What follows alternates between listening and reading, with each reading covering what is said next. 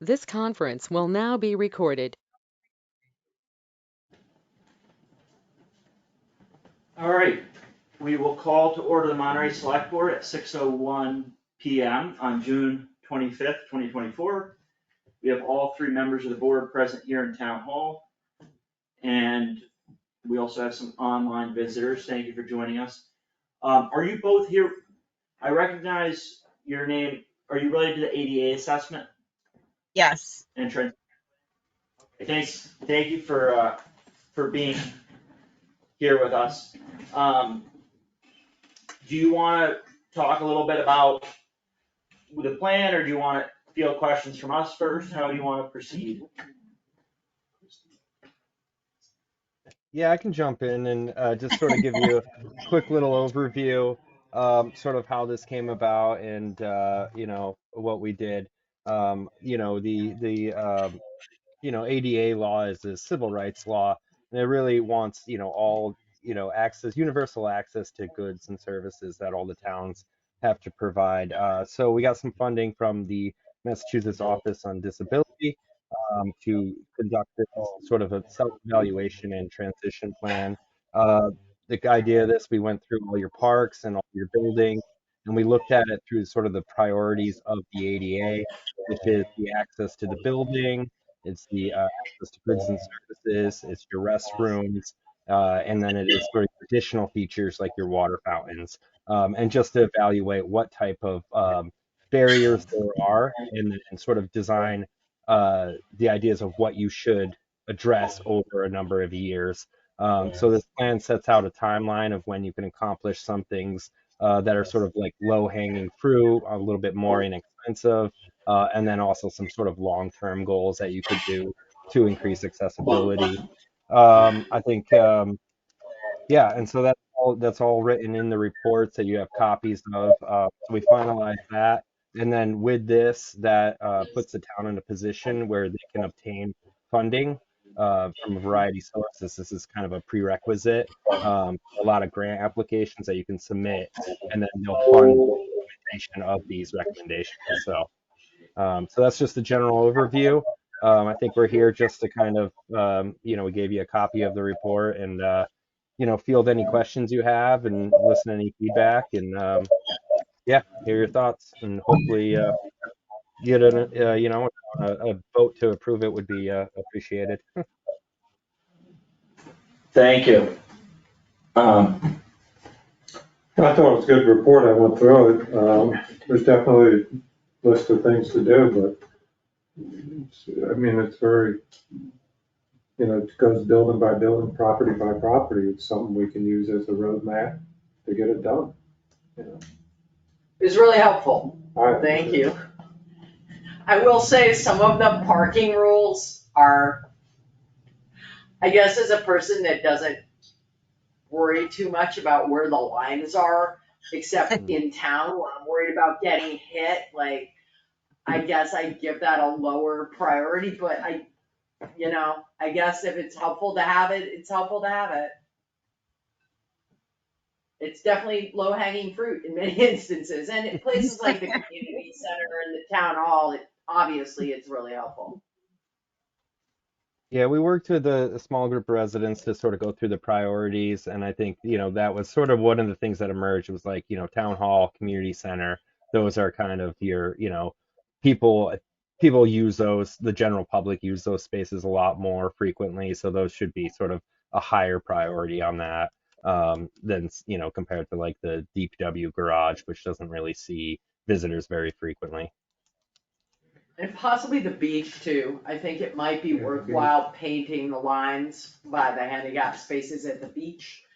Just because I worry about access if they get parked, if the next person, it's so cramped for space that the impetus to park close to allow extra spaces is pretty high at places like the beach, especially. Right. I would just like to say that we had they were great to work with. And actually, Andy, a couple days before the end of the grant season for the Massachusetts Office on Disabilities, on Disabilities, he helped push through a grant. One of the things that was spoken about was the beach itself and access to the beach for people in wheelchairs or walkers and things like that. And Catherine Roberts, who was part of the group, she had an example of that with her husband, and Mary Maycock was there, and she's in a wheelchair as well. And so we put a grant through requesting for a Moby mat for the beach. I think it was an $8,000 grant application, I believe that's what, Andy? And so hopefully that makes its way through, so we can, once we get it, we can figure out how to use it and we can go from there. So, and then there are some other things that when the next round of grants open up, I'm hoping that we can put some things in for town hall, community center, things like that. So it'll be helpful. So they're very helpful. Thank you. Thank you. Thank you. And did you say it's kind of standard for us to accept the report formally? Is that a helpful thing? Yeah, it'd just be nice to, get the stamp of approval from the select board. I move that we accept the Accessible Monterey ADA self-evaluation and transition plan. I second the motion. All right, and is there any discussion? We'll call a vote. Susan? Yes. Frank? Yes. And Justin? Yes, so the motion carries and the plan is accepted, and thank you both, and thank you to everyone who was involved in formulating that. Mary Maycock, Catherine Roberts, Bob Carlson. Excellent, thank you. Thank you so Thank much. you guys. You were great to work with. Thank you. All right, we're jumping around a little bit to accommodate visitors. But I think we'll now just continue on. Do we have any appropriation transfer requests? Yes, I have one specific for the tax title and legal services. I received the invoice for May, which was a total of $7,814. I don't know if you want to take a look at it really quick. I did not yet. I assume this town meeting. It Yeah, seems there's a bunch very of high. stuff It's in there. I Concom. think Concom's in there. Cause that's really high. I mean, that's Oh, yeah. unsustainably high. It's the second month that we had. Normally, from what I could see, I looked through, normally we're probably averaging, like around $1,800 a month. But we had 2 months, one in April, I think it would have been, April, and then in May that were, one was $6,200 and this one was $7,900, $7,814.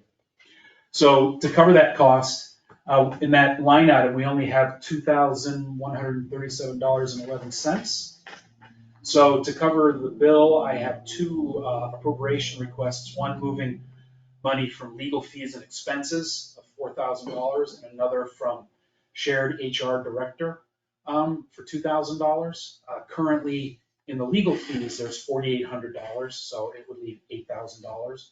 Currently in shared HR director, there's a little over 11,000, so that would leave 9,000 in there. We're not likely to get bills on the Walker case this fiscal year if we haven't already, I imagine. We've already paid our deductible. Yeah, I think we I paid can't the confirm that, but I recall that. Well, everything we've been paid up to, so if there's any bills that were during this fiscal year, we're all paid up through till April, right? April, yeah. So this was the May bill, so there may be some stuff in there from that. But No, so I just glanced, but Concom, trying to figure out how to sell the school was a lot of hours, more than I realized. I knew it dragged on, but I didn't realize. We also, we might double check, hey, review schoolhouse matter like a bunch of times, is that? I just know one time we got a huge legal bill towards the end of the fiscal year, and it turned out KP admitted, they were also dropping us as a client, but that a bunch were actually mistaken. Okay. So but I'm not seeing anything here, unfortunately. yeah, I know. I remember but it was. Yeah, the school went back and forth because we had to call Get documents and stuff, but we kind of made a lot of progress there, which is good, but it cost some money. Yeah, that's just, I think it was a perfect storm, unfortunately. It just. Concom was a lot too, there was a lot with it. We're budgeted like $1,500 a month. Yeah, something like that. The total is allocated was $21,500. That was for the year. So With legal fees and the regular. that's legal fees and expenses, that's what that line item is. Okay. Yeah, 21,000. I mean, at the end of the day, the surprise would be if it wasn't. I mean, I hate to say this, but I think that there's just too many issues. No, I understand, but this requires- individual, I'm not surprised Yeah, they went oh, high yeah, in the right, year, right, I'm right, very right. surprised at a month being right. this high, but it was annual town meeting, we got some good work done on the school, Concom had all kinds of issues. It seems like there were some zoning issues there, so So that's what it's just that was kind of a perfect storm of a month. So I also reached out to them because that is only May. Yeah. So, Mhm. I asked them to give me a sort of a rough estimate for June, and their rough estimate. I've been exchanging emails with Chris on this. Yeah, and so their rough estimate is $2,300. So what I'm going to do is, this actually, by doing this appropriations, actually, gives a little bit of buffer, there's gonna be a little extra in that account. And so they're saying $2,300. I'm doing a reserve fund transfer, I've got a request that I'm going to do for the, just for the finance committee for $2,500. And put that in this account, and all that combined should cover us for, through the end of the fiscal year. Alright, well, I will move that the board approves. There's also the, access for fiber connect. Not a whole lot, but yeah, some. Well, and I the think fuel that- storage. Yeah, I know, but Right. weird little things like. Nickel and dime as it's called. Well, you Yeah. know, with the 5 year, it's really not a lot, but it adds up, 542, it's about $1,000. Where was it? It's that one, right? That wasn't Fiber Connect. 53G, what is that? That is It's a either, revolving, 53G is not a revolving fund. that's either when you asked about the contract, or I asked about authority to sign. Which is a weird thing that Roger had brought up about, Authority to contract who can yeah, do it. Okay. Fuel storage was 344. Opinion regarding non-conforming use or structure? I think that's Don, I know Don Oh, okay. Tirico, and we have that written in so that Don Oh, and true. the police Yeah, chief yeah. can just go right And- there. Yeah. I'm no doubt that. Yeah, I mean, you can, if you run into Don Tirico, you can ask him, but Yeah, I'm sure I that's think- what it is, as soon as you said it, it seemed Yeah, right, I don't like, know do what- you wanna say?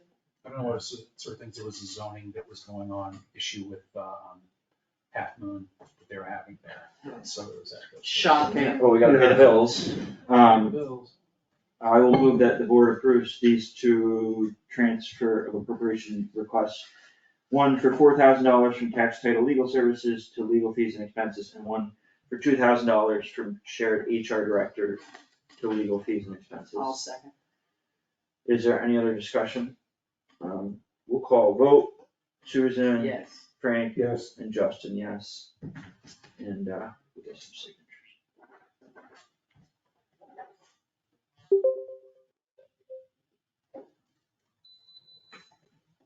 Oh, it's good, Lori's on it.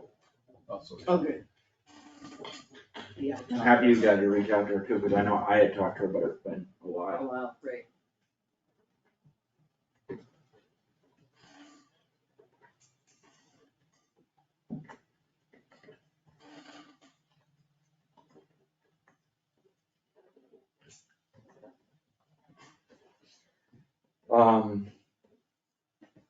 Alright, so the next item on the agenda is the appointment list. Do you need copies of those? I printed Yeah, them out sure. just in case it was. And what I'm gonna do too, when I put it in the minutes, is just tidy it up, like the vacancies are obviously not appointments. I know it's a little bit messy, but, how about I'll just read them off the changes, for the Oh. record, and Okay. then let me know if you have any questions. Full-time police officer, 1 year, Jennifer Brown. Full-time police officer, 1 year, Melanie Soro. Part-time reserve intermittent police officer, 1 year, Keith Valley. Part-time reserve intermittent police officer, 1 year, Justin Bison. Part-time intermittent detail officer, 1 year, Garrett Backus.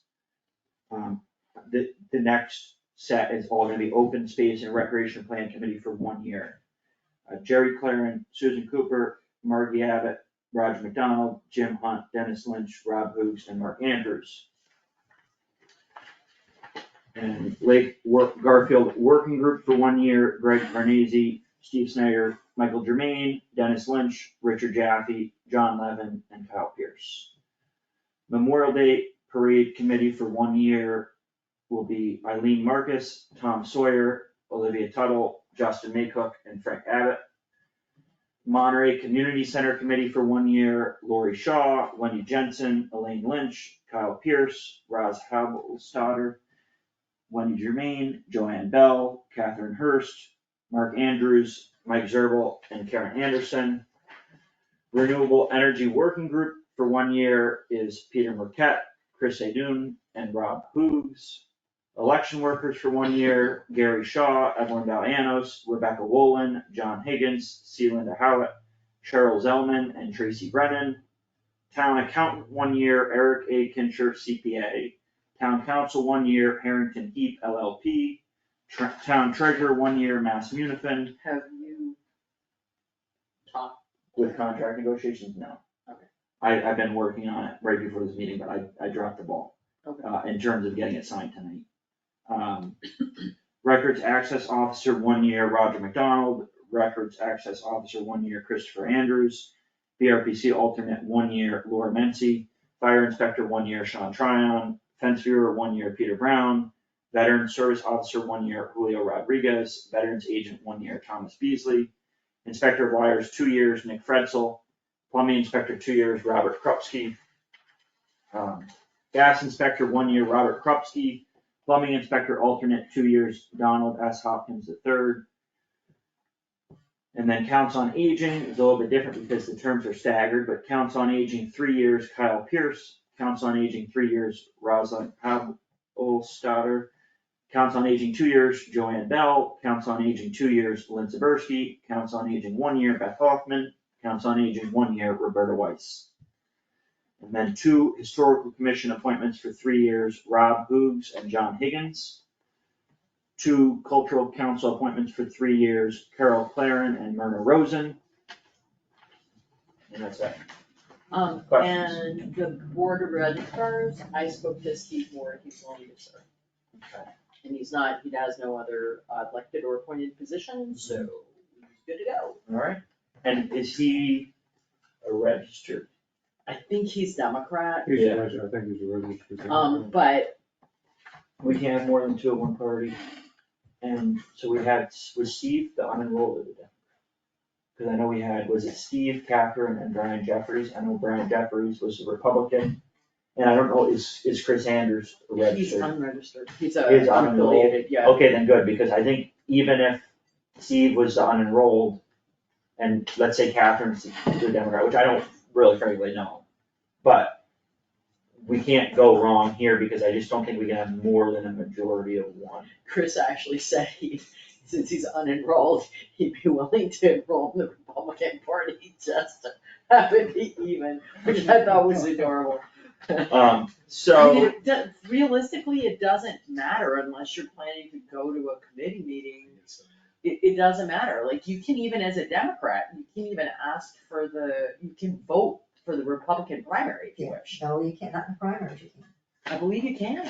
You can only vote for one in the primary, you cannot do think two, that- but you can take either one, even if you're. I The thought law all might the have unenrolled. changed recently, Mickey, Or and that's it's different changed. state by state. Yeah. Some states are, And I don't want you thought to swap. here it was, if you were unenrolled, then it was the only time you could pick and choose.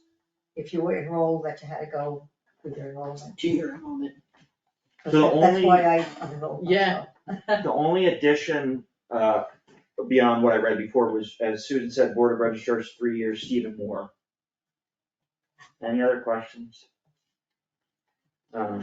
Make sure, go ahead and make sure that Roger has the original, like, the E-document for this. I had an idea though, Okay, I can do the letters.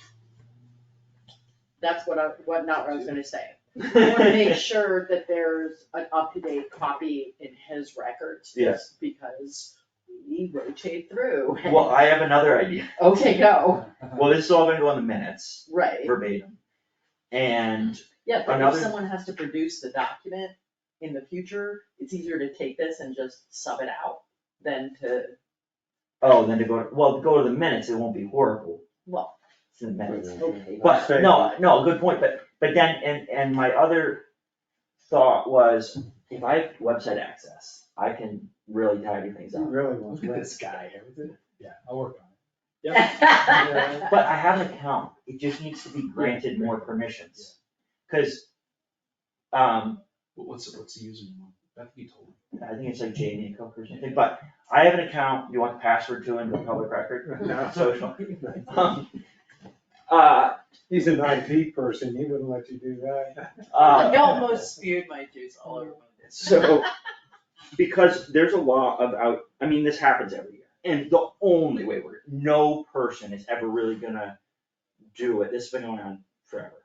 Where they get out of date, no one remembers to make appointments in February, what we're doing now, which we've gotten a little bit better every year, and I think we're really in a good place now, is just make everything end till June 30th. But I will tidy things up on the internet, cause I think that would be helpful. Yeah. And I will also do appointment letters, because one of the things that we've done in the past, which doesn't make a lot of sense, is people who didn't need open meeting law, if I'm not mistaken, were told to do open meeting law, like firefighters. And it only needs to be people who are on multi-member bodies. So I'm more than happy to do the appointment letters. I could put them as documents attached to the meeting minutes. We won't ever lose them. They'll be Yeah. posted. And I'm just happy to do that too, because I know there's a lot of different I things. think, and I know that recently that an email went out. It wasn't necessarily a letter, it was an email. Yeah. So, Well, but I don't know if that was for, because who has to do the open meeting law? Chris. But which boards and committees? Is it just everyone? Everyone. So everyone, yeah, But because it had all that. it's But actually- boards and committees, not like, election workers don't have to do Yeah. it. Election workers don't, Inspector of wires doesn't, police no. department doesn't. But what will happen is they need to sign a thing saying they got the open meeting law, which usually they do when they get sworn in. And then state ethics is now a completely online Absolutely. administered thing, but we do need to, keep that in mind, So I'll so. look and see if I can find anything for an actual letter. So you're thinking an actual letter that we get mailed out? No, I mean, if I can email it to people, I'll email it to people, but getting them all printed up and ready to go. Oh, for someone to sign. Well, the problem is, someone needs to go through who, and I know that you could do it, but I'm just thinking, why don't I do it, cause I'm kind of invested, and I have Nothing time. else to do. To go through and not really personalize letters, but make sure that it's not just like the same letter. Because some people need to do open meeting law, some people are, I guess that's the main difference, there's other things that I can't think of at the moment. If it's a new person, it might be a little different. Anyway. So are you notifying them, they'll come in and sign it? They need to go to Chris. They need to go to Chris to They sign need it? to go to Chris. So Chris is gonna have a tsunami of people, except the ones that don't come in and do this stuff, which happens every year. We've talked about how to deal with it. And my 2 cents was, we're not the only town dealing with it, and you just kind of let it be. Unless it's like a select board member. I mean, probably the treasurer's not coming to get sworn. I don't think like the consultants that we hire from across the state, does it make sense to pay a lawyer to No. come out here for a day to get Yeah. sworn in? So. Are there any other changes before we'll go ahead and vote and put this on the record? I move that we approve this slate of appointees. I second the motion. Alright, and if there's no other discussion, we'll call a vote. Susan, Yes. Frank, Yes. and Justin, yes.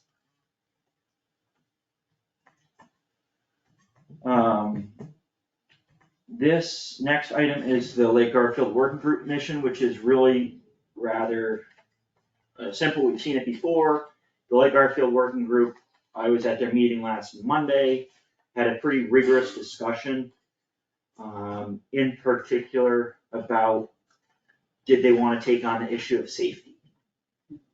And I don't want to have the recount the whole discussion because it was lengthy and really valuable, but just briefly, some people on the working group feel like they don't because it's a Pandora's box. It always gets talked about and hardly anything ever gets done. It's unclear who's responsible for what, and they just feel like they have their hands full with all the other duties, and they don't wanna get complaints about someone's voting fast, because they never know what to do with them, and they never have been able to handle them effectively. And they also felt like if they take on that responsibility in their mission, then they're obligated to do it, and they would feel bad not being able to handle it. And knowing from 8-10 years of experience that it's a Pandora's box and they haven't been able to get anything done. On the other side, there were members of the working group that said a couple things. One was make the mission broad. If we can't get everything done all the time, at least we have the authority to do it. Should something come up, should we see the opportunity to make some motion on the matter. And some people felt like, yes, some members of us at this time may not have time to address it. Right now, the dam is a priority, the drawdown is a priority, milfoil, but in the future, maybe we'll address it. And then other people said the current police chief really is open to working with them and has some ideas about what might be able to be done about unsafe activities in the lake. So all that being said, there was a minor wording change where I just kind of read the room and got the sense that we could add, make recommendations to the select board about. So to the very last sentence of the document, review unsafe recreational water use and make recommendations to the select board about how to prevent those practices by enforcing or amending the rules, regulations, and bylaws. Is this on the one you sent to? Yes. Yeah. Because I put it up. Where's that one? It's on the thing you last just page. said, the Very last last page, sentence. lake It's in safety, blue okay, type. yeah, okay. So I just wanted to give you a little bit of that background to let you know there was lengthy discussion, and in the future, if there's really fast voting or something, just be on notice that Lake Garfield Working Group may not have all the answers, and they are volunteers. And I think they take on that responsibility knowing it's a very difficult thing to tackle, and there's a lot of other involved people, and if there's the right people with some time and they feel like they can address it, they will try to. But it may also be a situation where they don't have time as volunteers, or they don't know how to work through all the different channels and all the different regulations, because there are a lot, so. There were two things came up today that, I feel are worth mentioning. One didn't come up today, but it's not clear to me they should be part of enforcement with lake safety. Like, it's one thing to say, to work on, say, we think to protect the shoreline, we need to have speed regulation, and we're gonna figure out how the town goes about working with the state to get a speed limit. It's another thing to say, we'll then be responsible for enforcing that, which I don't think they ever would be, right? No one's saying that. Okay. I think to make that abundantly clear, what we could Yeah. do is, assessing current, X, Y, and Z, as well as reviewing the enforcement, so. Fair.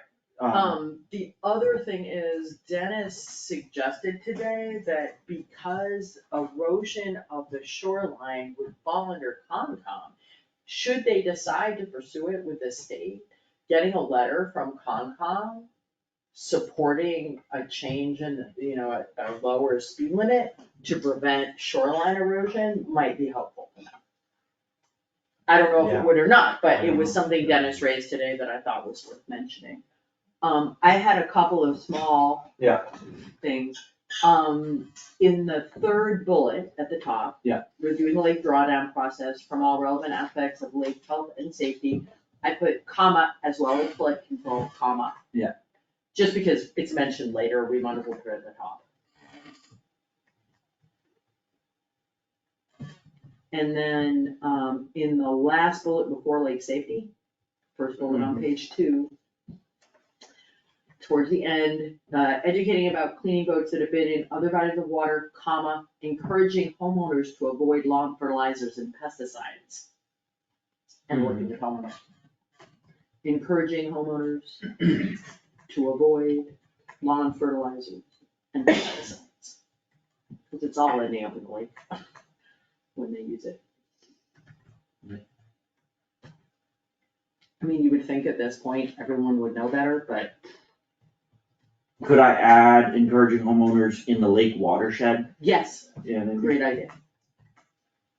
Not that maybe we all should use it, because we all, but Yeah. I For the personally think purpose of the everybody mission- should, but for for the this mission of this yeah. group.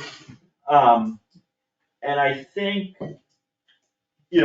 as we've talked about this a couple times before, and, they've been doing a lot of these things, and Yeah. working with BRPC and working with just so many different organizations in town, and, they've been doing a good job. And, to talk to Mike, they don't seem to think that there's a ton of nutrient runoff from the lake adjacent properties that's contributing to problems in the lake. I'm a little less convinced of that, but they seem to have some data to support them, so. I mean, 99% of the time, it's the lake adjacent stuff that's causing the majority of the problems, but. Yeah. There's always that other percentage, maybe it's only 92%. Anyway, okay, thanks for doing this. Yeah, happy to,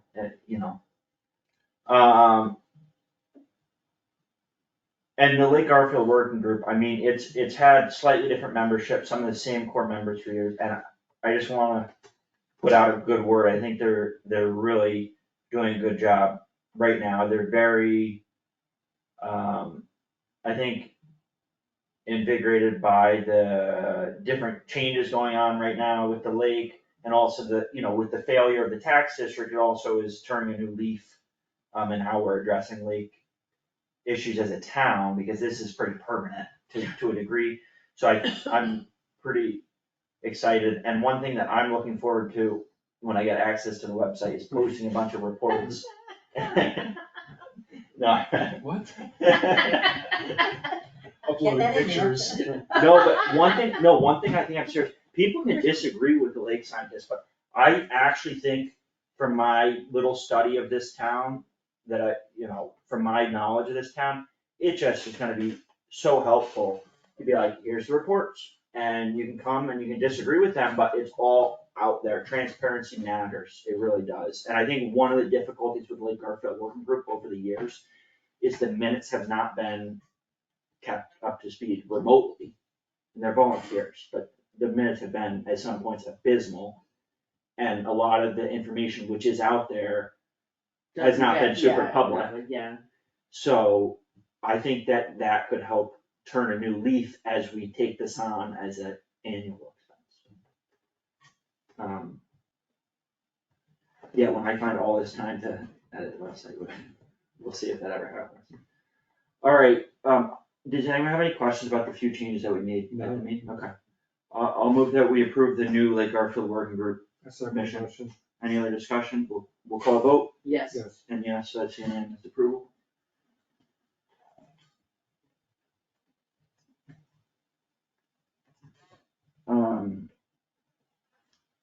I think I was gonna see if we would power through, but I'm realizing we might have a little bit to talk about, so maybe we'll jump ahead to special article carry forward as long as Lori's here and not keep her waiting. Yep. Lori, I assume you're here to talk about the community center lighting money? Yes, I am. I don't think, oh yeah, there I am. Yes, I am. I spoke with Thank Susan you. earlier. Oh, wait. Yeah.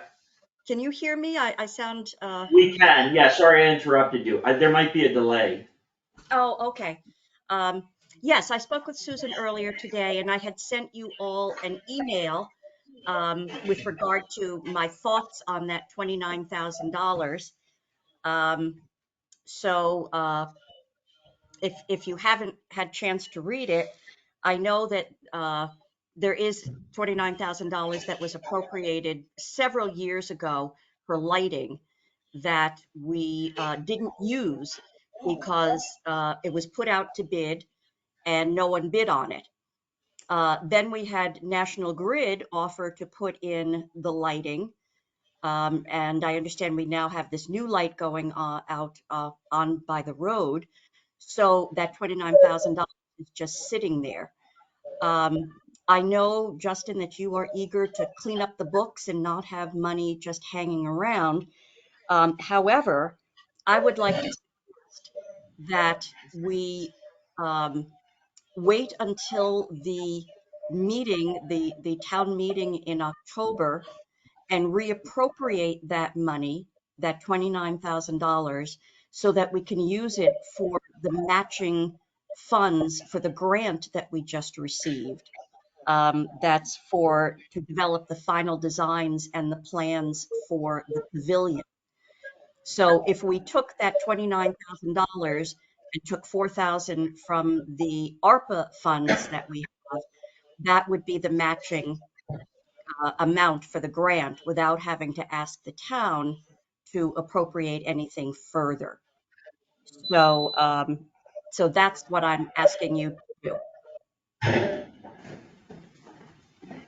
I definitely have a difference of opinions. I mean, I think this email did clear it up for me though, because I thought there was maybe something out there of maybe doing something for lighting.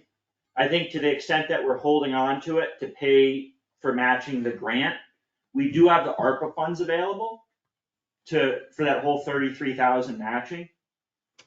And at the end of the day, if we leave the money in there, we do have to ask town meeting to transfer it.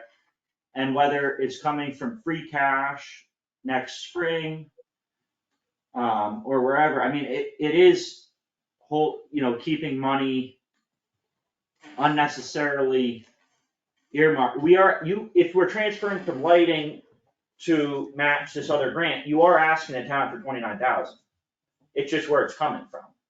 And It's just not an extra 29,000. It's stuff it's money that's already been appropriated. So we're just moving it from one place for one reason to another reason, which I think is much more palatable to people that have just received big increases in their tax bills, who may be a little bit more concerned about appropriating any type of money. The money is already there. And that's why I would like to just reappropriate it so that we are not asking people for more money, even though if it goes back to the general fund, I understand, and then it comes back again, it still looks like we're asking people to appropriate $29,000. And I would prefer not to do that. The money was appropriated for the community center. I understand it was for lighting, and then we luckily did not have to use that. So yes, we do have money for the ARPA fund, but we're going to need a whole lot more of that when we apply for the second grant by December and apply for the construction grant.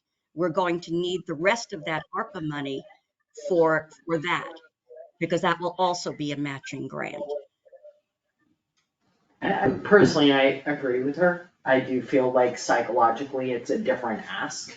The money, the town voted to put 29K towards things, it was lighting, but it was at the community center, and asking them to repurpose that money for something else at the community center it's gonna feel like a different ask than dumping it into free cash and pulling it back out again de novo.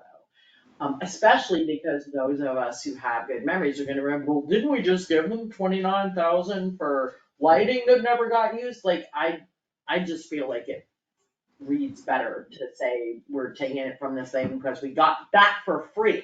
So now we got the lighting for free, yay. Now we're gonna use this 29,000 for this other purpose at the community center. I think it's better. I'm curious. I agree with that. Yeah, people will buy into that. it's kind of one. It's not one. It's not one, It's but honest, It is. we're acknowledging here that you're not affecting this, you're not making people's taxes any lower. You're just moving it You're not up. raising Oh, it. yeah, that's They won't true. realize it, that, They can do their own math, but it's true, but and if this you're not is also like a asking to transfer come back and request. say, we want this in the budget, or, we want appropriate this money to the We got this money, we're just gonna move it over. It's a transfer request, that's what it is. And honestly, I think it feels different in general. Like, if you think about your own budget. Yeah. You budgeted $100,000 to fix your roof, but it turns out It's more pressing that you use that money to fix your basement, right? It's the same $100,000, but in your head, that was money I was going to use to fix my house, right? And whether it's the roof or the basement or the furnace or whatever it is, that was money to improve my house. And in that sense, this, to me, is equivalent. Like, it's money for the community center. It was for lighting, we got the lighting for free, yay, bonus. Now we're gonna use that money for this other project. And I think, it's not lying. It's just repurposing money that you had earmarked for a very specific purpose to a slightly different purpose at the same site, and I think everyone understands that. But it reads differently than jumping into the general pool and then pulling it back out. It would feel different to me, even though I understand both options. And also, I apologize, I did not mean to say lying. It's okay. And I'm not accusing anyone of lying. I think what I meant to say, I chose the wrong word, stumbled, and that was wrong. And I don't think anyone here is being malicious in intent, I'm sorry.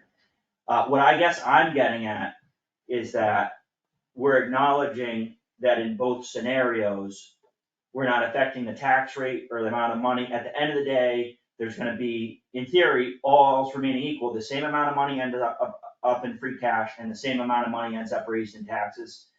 I think I can budge on this one because there's a plan to use it in the fall.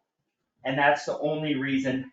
I think, Frank, how you feel, it bothers me just on principle, but I can kind of budge because I know that there's a plan to use in November. It's not gonna carry on year after year after year after year, like frankly it has been doing, and like other projects have done over the years. So I can kind of budge knowing that there's a plan in the fall, but I agree with Lori's request. I think it's staying in that, the community center.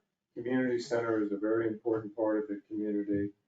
We have a lot invested in it, and I think that it gets us closer to where we want to go with it. I mean, the community group has been working very hard on trying to make this happen, and, you run into those obstacles about bathrooms and stuff like that, but today's world, but I think it's a transfer of money to be used in the community center. I think it's, we committed it to the community center, and it's fortunate enough we get to reinvest it in another part of growing the community center.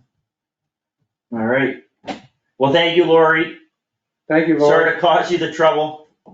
That's okay. So is that a go then? Did you have to Yeah. take a vote on that? Yeah. And I am so sorry. I did not mean that Susan or you or anyone was lying. It was a very poor choice of words. And I'm sorry. That's okay, Justin. I didn't even hear it, so that's all right. I was Well, you heard about 8 times after. apologizing for it, so It'll be on YouTube tomorrow. That's why he Okay. wants to get to the Thank you. plans. Delete. Oh my God. All right, thank you for joining us, Lori. Sure. Okay, thanks a lot. Bye-bye. Bye. Bob is here because he thought the ADA. Was later in the Oh, it was meeting. later in the meeting. Bob, if you're there, just a heads up, we handled the ADA assessment and transition plan as the first item on the agenda because Christy Lewis and Andy McKeever were both here. So we did already address that and approve it and appreciate very much all the work that went into it from people, including you, but we did address that. So if you're here for that, I That's just don't good. want you waiting indefinitely. Yeah, I just came in belatedly because I was having trouble. Well, my disability is diabetes, as you know, and my continuous glucose monitor shut down. So I was dealing with that, trying to get it working again, and got in a little late. But I'm glad everything worked out okay. That's good. Yeah. And Sorry I to hope hear it worked out for you too. Yeah. Yeah. Okay. Thanks. Thank you. Yeah. Yeah, so the only difference, I did pull another just from the May report. I guess we can just run the list a little bit. There's a few Are we on the just doing special special articles, Okay. yeah. So 64 cents is nothing. This Monterey School, we've discussed how we use it. It's funky, but we're gonna keep that. What line are you on? I just wanna make sure I'm tracking with you. Cause I got the first one starting at town hall repairs. It should be before that, because that's, 64 cents. Oh, you're on a different report than me. Okay. You're on oh yeah. the 64, is What on the town one hall- top of the one page. Yeah, I have that. Yes. Oh, you got Page- expense page 18. control and I've got ledger history? Yeah, all depends on how it was printed out. Okay. Do you have another copy I of just, this? yeah, I actually just printed this out, so if you want Okay. a copy of this. Oh, and I started in the wrong place too, because I started on the second page. Here, pass This them is down. that's actually, so that's the second page, I think, page 18 and 19, if you look at the bottom. So- Yeah. So we'll start on 18. Okay. So yeah, and I started on my page, so 43,000 for town hall repairs and my maintenance, my sense is we're definitely carrying that money over. Yeah.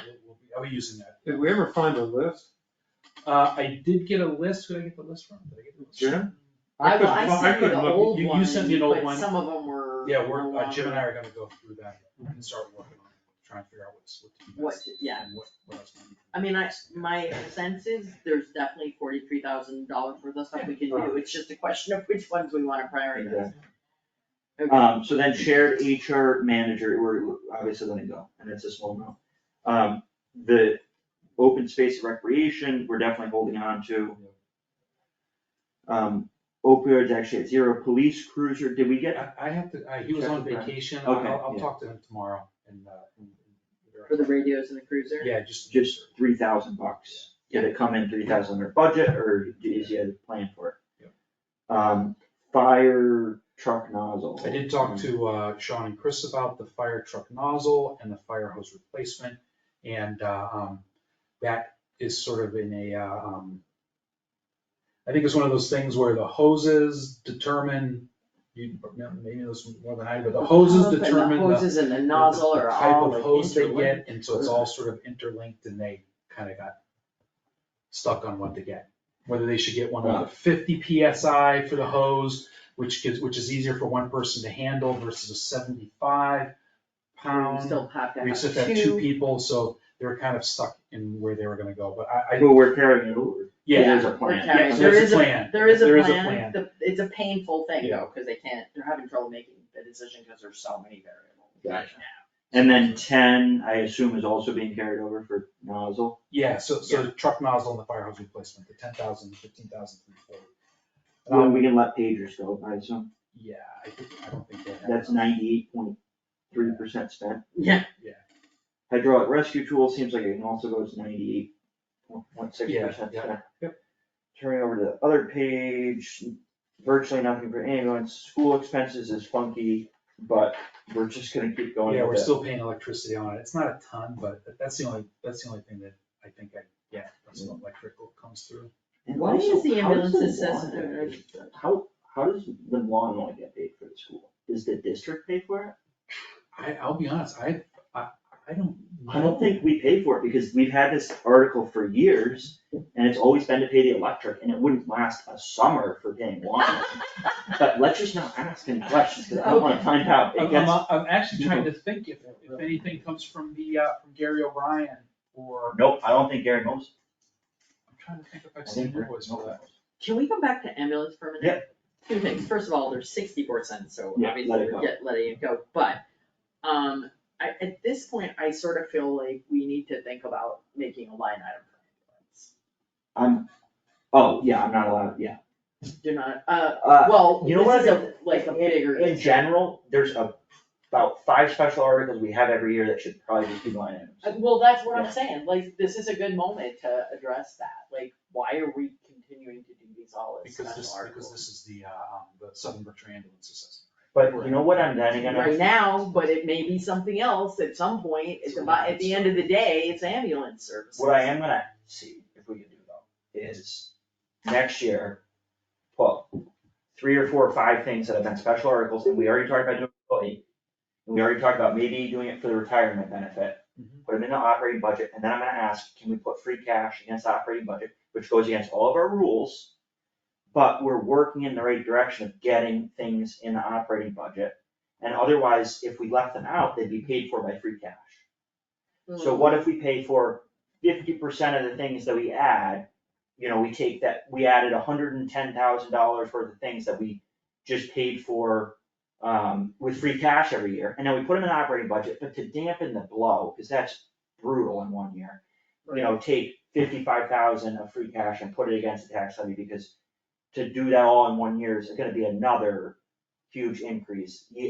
When we're I see actually your- working in the right direction. And I gotta say, for that purpose, I could see doing it as long as there's like a plan to ease it in, so that. To wean. Yeah, to wean ourselves.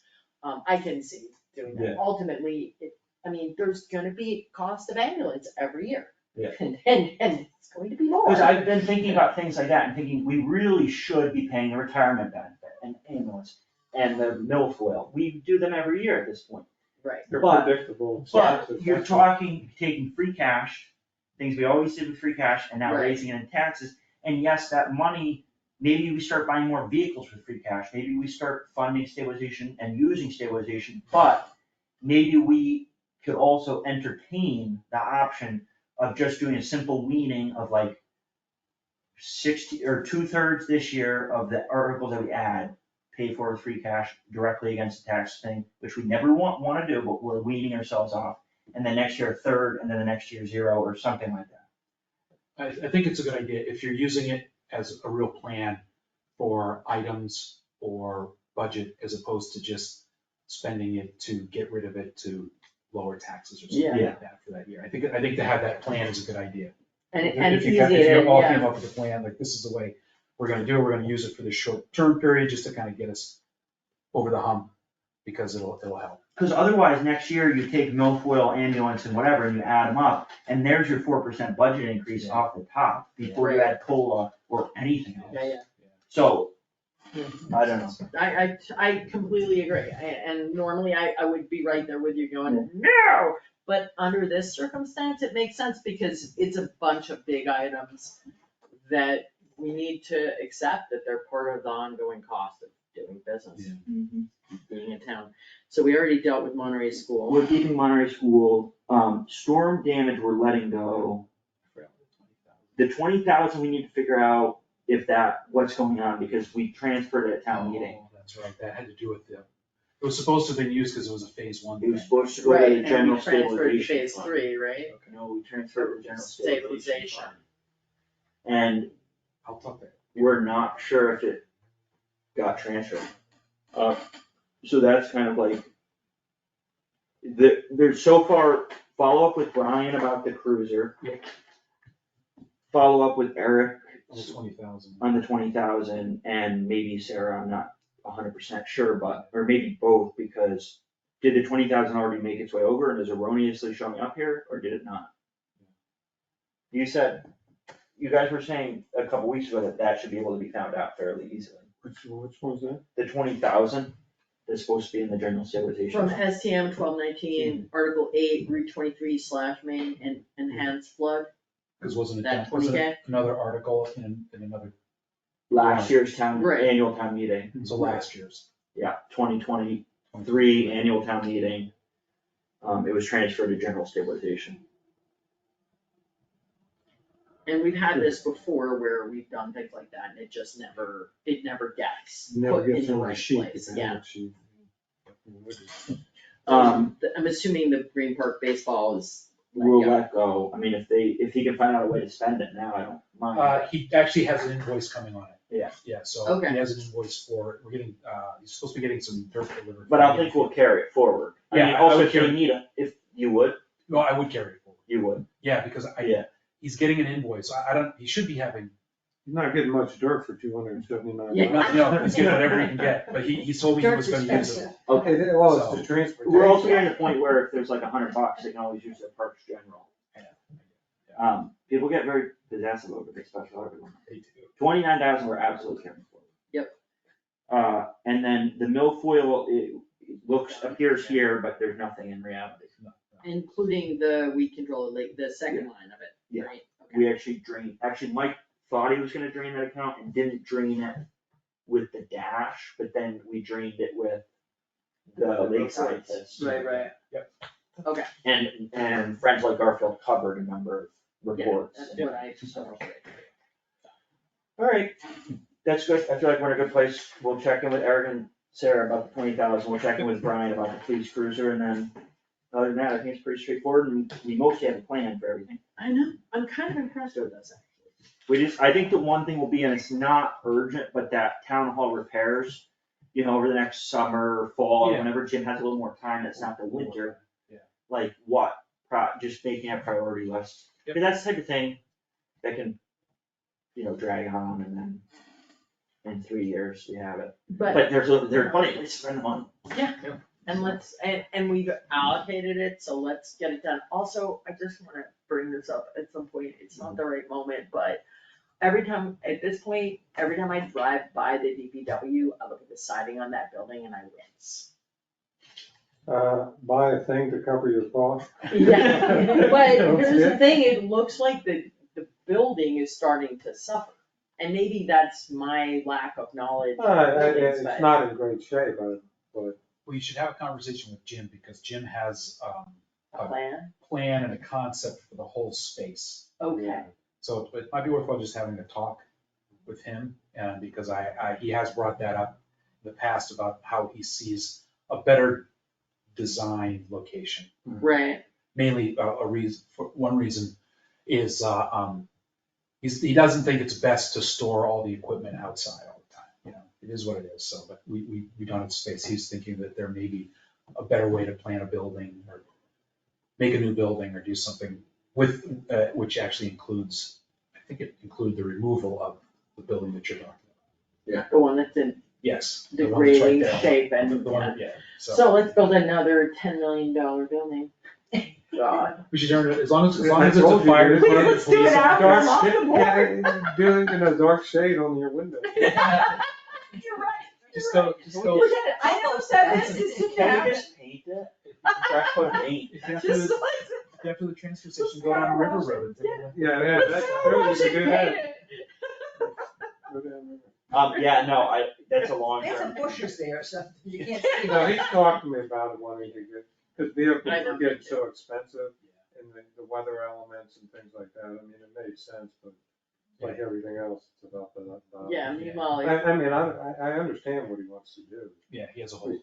Yeah, I he's know. thought it out well. it's a little ironic though to protect the vehicle from, let's say, rain, when you're driving around all winter with sand in the back, with salt in the back, like. Yeah.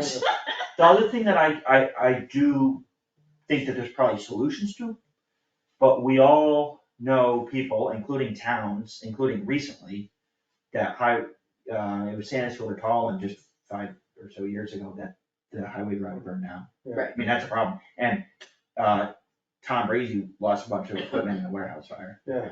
and it happens like Yeah. pretty frequently, so I don't know what is the getting rained on and being outside risk versus fire risk, and what can we do to Well, mitigate but fire he's risk? probably doing the welding, I mean, when you think about it, getting a fire in a building would be where he's working on the vehicle. Yeah. He's probably welding inside the building, being able to park the vehicles outside. Although you never know, it could have been lightning strike, there was just a big fire this weekend. Stockbridge, Yeah. Where a barn burned down because they got hit by lightning, so who knows? Was it West Stockbridge or Stockbridge? I It think was it- stock. I thought it said West- Stockbridge, just. Pardon? Some person barn. Yeah, Yeah, Berkshire Legal. happily, there was no livestock in it, it was a barn that was garage and an apartment up, and they just redone the apartment, and it got hit by lightning. Well, there was house, because my son lives on that road somewhere, I don't know where, and he had said house, and that's what it was, because it was an apartment above, speaking of the apartment. Yeah. I mean, And the whole thing didn't burn down, but it got, it What did about pretty that? significant damage. What causes fire? I mean, you were dealing with engine. I don't know. Yeah, but usually, I mean, being in the industrial background, welding is a big, Source of because you think it's cleaned up, but the spark goes over there where there's fuel or oil, and there's usually dust and grease. I've seen some fires in our building where you see a two to put them out, they had to run out of the other building and be dead. Alright, moving on, I think we're in a good place, we know a couple people we gotta follow up with.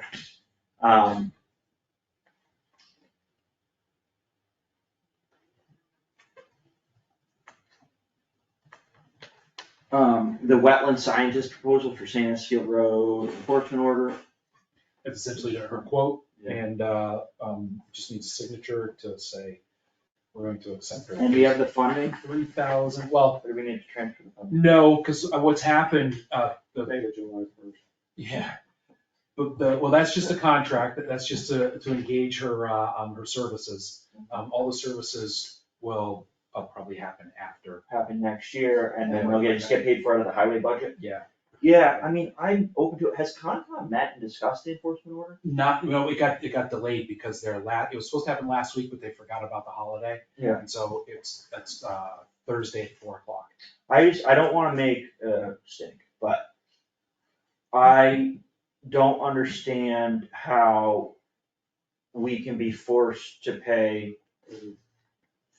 $3,800 for a study when the Conservation Commission hasn't even met.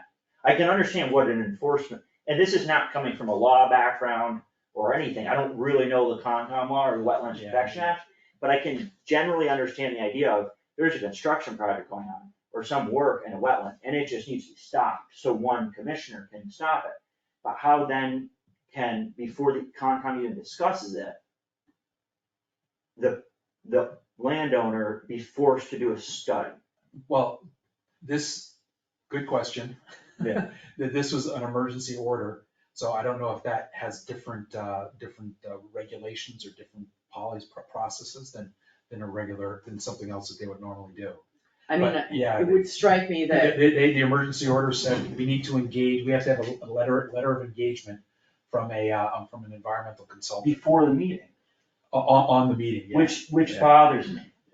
hmm, Because I understand an emergency enforcement, and I don't know the law, maybe they're completely in the bounds of the law, and maybe I'm just uneducated on this and I don't know what I'm talking about, but it seems wrong to me wouldn't then the Concom meet and say, yes, you do need to hire a scientist before telling us we need to pay $4,000 for a study? And then we run up against things like Adam Chait, where we all know he's out of the buffer, but he might have to do an RDA for the Scenic Mountain Act, and it just makes me wonder, I don't know, again, uneducated, but does every project need to do an RDA to see if the Scenic Mountain Act applies? What if you live, I believe so. I believe if you have questions, you have to submit an RDA or so something. it can't be the elevation of property, it must be the grade, if anything? I think it's the location, because that's what they were saying with Eric, with Adam. I think they were saying it falls within the Scenic Mountain Act. I didn't understand why it does. It can't be the elevation, if anything, it would be the grade. Wait, but it's not that steep there. It's not flat, I don't know, I'm not an engineer. No, Yeah, it's not. I'm just wondering, I'm trying to play devil's advocate myself. And I'm Yeah. trying to think But I'm also- of the zoning rules. Oh. Pardon? Who knows? Yeah, no. It's long enough ago, you don't even wanna. Don't even have- And it may only be, Ask for forgiveness afterwards. my whole process old, of it. probably didn't even have the same rules. My whole process, my whole part in this was basically trying to make sure that it didn't end up being another one of those, oh geez, they should have come towards. So I don't know if it is part of the Scenic Mountain Act, other than it was like mentioned, like it might be, but they had just asked Adam to go and sort of mark the trees, just to be safe. And that was but that had to do with cutting the trees down, because there are some trees that need to be cut down. And so I was just trying to say, let's just be a little proactive about this, and that sort of stuff. And I don't fault you, Yeah. and I think it's a good thing to do. Yeah. And you are not an expert in the Concom, and I am certainly not. Yeah. All I But can say I'm that, just starting to wonder, all I can say what's is the jurisdiction? it's So- Massachusetts Wetlands Protection Act, MGL 131, chapter 131, I guess paragraph 40 it's an enforcement order. So I don't know what that But means. that's on the Sandisfield Road, That's on the not same on spot. Fiber Connect, but They my question, haven't done anything with the Scenic Mountain Act, have they? no, but my question regarding the Fiber Connect situation is, we know, based on an assumption, but it's a pretty good one, that it's not in the elevation needed to require Scenic Mountain Act. Is it the grade, or is there something else we don't know? Or is it just objectively not under the purview of the Scenic Mountain Act? And not within and agreed by all parties, not in any buffer zone, and we're still marking trees and going through processes, and I don't know. Right, and that's the question, right? There has to be, either it is part of scenic mountain or it's not, and if it is, why is it? But I can understand, without having any legal opinion on this, I can understand, like, someone had to do a renovation on Beartown Mountain Road, and it was within feet of being in the buffer zone, right? Right, I could see you go to the Concom and say, here's the situation, we're not sure if it applies, if it does, what do we need to do? But if the plain common understanding is that's not at elevation, that's not at grade, and it's not in a buffer zone, what are we doing going to the Concom? I would agree. And I don't know, I could be like completely missing something, I just wanna get to the bottom of it, because And I don't know necessarily know if they are going to the Concom. You know what I mean? I don't know if this part of the well, we asked process- Adam to do it, and he said that he would. Yeah, and again, I think there was a property that was nearby that, I don't know if it was scenic needed mountain, or if it was more because of trees being cut. And in In the buffer, the buffer, But so we're outside the buffer. I know we're outside the buffer. and but everyone it's agrees to that, Cutting down trees. and so it just, But cutting down trees outside the buffer, they don't have jurisdiction. unless it's SMA, Unless it's SMA. and is it Yeah. elevation or grade, Right. which Or is it we're sure it's not elevation, I don't know how that works. it might actually. be grade, or it might be nothing. So that might be the thing to ask. I'm gonna ask him. Do you, does What's the that? Concom Yeah. have Same with the jurisdiction scenic mountain. over that site for the It might. scenic I don't know. act? And I'm not if so, is expert it in this. based on elevation, or is it based on grade? Or is it based on something else we haven't mentioned? Or is there no basis, and that's what I'm getting at, and I guess I'll try to assume that there's something legitimate going on here, but if all of a sudden we're nitpicking projects that there's zero jurisdiction to nitpick. Right. I have a problem with that, but I'm So, gonna assume there's a legitimate reason to do this. so the enforcement order, it strikes me that it is legitimately in a wetland. Yes. And there was a boo-boo in the carrying out of the maintenance. And I think that's the reason for the enforcement order, assuming we even, like, then it raises the question of whether we have a bundled NOI that covers it.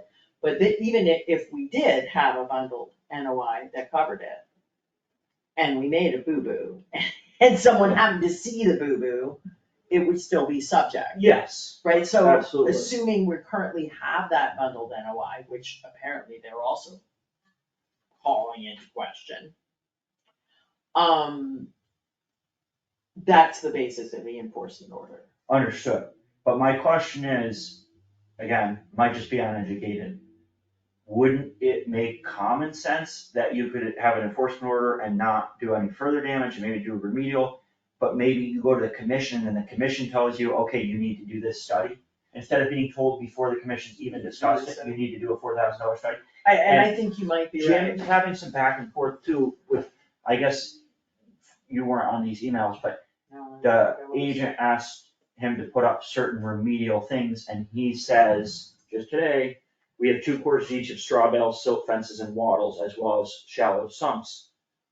Not sure what I'm missing.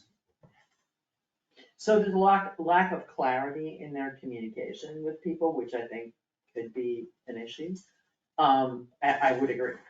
And I think the idea about, I'm not disagreeing with you, by the Yeah. way, I agree that probably they should have met before asking us, was I understand that the scientist is for, is to come up with a remediation plan.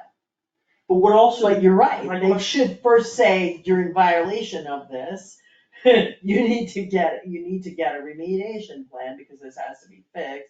But you're right, that, it's also a very hard job, and I Yeah. don't fault, I understand, I come into it with, we're asking volunteers to do a very difficult job. Right. But my next question is, and we're just one applicant, being the town, but what are we doing when we're asking our residents to hire professionals, which I could totally see in extreme circumstances, or you're building a new $7 million building on a lake, okay, hire a professional to figure out, right, that's a small, relatively small expense. But when we're just cleaning the roads, why can't we just be told, add some straw bales, add some silt fencing, like common knowledge stuff? Why do we have to hire a professional to tell us that? Yeah. And this is our town, if I understand, this is when they were working on cleaning a culvert. Mhm. Well, so if they didn't clean the culvert, the road would have flooded. So they have that option. So, you want the road to flood, or do you wanna mess up some of the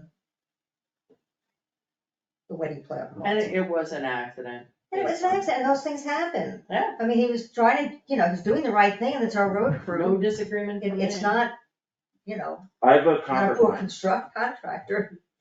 I have a compromise. Since we wanna pay this in the next fiscal year anyway, maybe we can sign it next week and get some clarity in the meanwhile about the timeline. And Or is that a also bad why, like, Oh, well, I don't know, I'm just saying that's what the order of conditions says. It's Oh, I know it says that, and they may well be totally right. I'm more than Right. willing to go in and sit in a meeting on Monday and say, well, on Thursday and say they didn't sign it, and so I don't have somebody. well, No. not just they We didn't need sign clarity. they They want actually raised the question of how you can have a requirement Yeah. for an enforcement order without ever having met to make the decision that that was necessary. Yeah. And whether it's reasonable to be asking for that largest, that expensive a study for this level of whatever, and I realize they're particularly concerned because the DEP people happen to be there. Mhm. But it's still a reasonable question. Mhm. And the lack of clarity from them regarding the steps they wanted Jim to take is adding to our concern that perhaps the right I's have not been dotted and the right T's have not been crossed. We're not trying to be intransigent. Mhm. We're just trying to make sure the town isn't being asked to pay a rather large bill that's based on their lack of certainty of the correct process. Mhm. We Yeah. certainly don't have certainty, but. I think also, for me, it's a process thing. And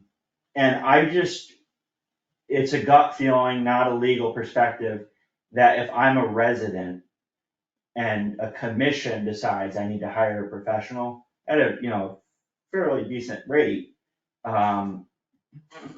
to help figure out this wetland issue, that would be more reasonable than before they've met, being told I need to do it before the commission's even met. And also, could they be looking at doing more common sense solutions instead of, we pay a lot of professionals and a lot of experts, and I totally understand why, but are there situations where we could be having more common sense solutions? Mhm. And not asking our residents and our taxpayers to spend even more money on experts and professionals? I don't know. To say you needed straw bales? Yeah. Like, if that expert is gonna come up with something that a regular person wouldn't have come up with, I'm okay with it. But if it's just, well, we've done the appropriate thing by hiring a professional to tell, it's like, oh, well, don't do this work if it's rained more than 2 inches in the last 2 weeks and put straw bales in when you do it, that's not money well spent. And I'll take the flack. You don't have to take any of the flack. It's me. I'm gonna say us, Yeah, because it's I us. agree. I agree. The select board's gonna take the flack, not you. And I'll take it too, because I think it's totally wrong. They're cleaning out the culverts rather than having the roads flood, so you I want the think road to beavers wash should be- away instead of just Mm-hmm. some mud and, Well, if it actually floods, Mickey, then we do get permission to clean it up. oh, okay. But In yeah. emergency, but anyways, I'll take the flack, I'll talk to whoever wants to talk to about it, we're gonna just get a little more clarity. And we want the commission to discuss it before we go ahead and authorize a $3,800 study. That's all, and maybe we still end up in the same place next week and we're signing it, but. And, I mean, I guess I should probably actually go to the meeting next Monday, Is it No, Wednesday or is it it's, Thursday? That's Thursday. Thursday. this Thursday, Day after tomorrow. at 4, I might be able to make it. Yeah. Um, I don't know where we are in the list of things, so Yeah. I don't think we're first. I mean, I understand it's not what they wanna hear, but we all kind of have questions at this point, I think, so we're just holding off a week and maybe we can get some answers on Thursday. Alright, What's next? ambulance contract, I sent that out this afternoon. You and I talked last time about basically dates and, months. Right, it's just, Yeah, and I just, I didn't get a chance. I took that money off the budget sheet. I think I had the right budget sheet, project. Oh, the 50,000? No, it's 71,000. Yeah, 51,000 last year. Oh, okay, yeah. 70,000. Oh, there it is, 70,000. Yeah. Yep. There's another spot right above in the, Did I miss one? under compensation, that's all. That's okay. Where are you again? The payment schedule and timetable? Oh, Under compensation. compensation. Ah, It's- right, it's you written. caught in 4, but you didn't catch in 3. Did you catch that, Frank? Yeah, I don't have it. I got it right here. Okay. One copy. I'm looking at the town meeting minutes, I'm just cross-checking all at 70,122. Yep, That's town meeting minutes. he I'm gonna run the- updated one of them, but not both. I'm gonna run the rest real quickly.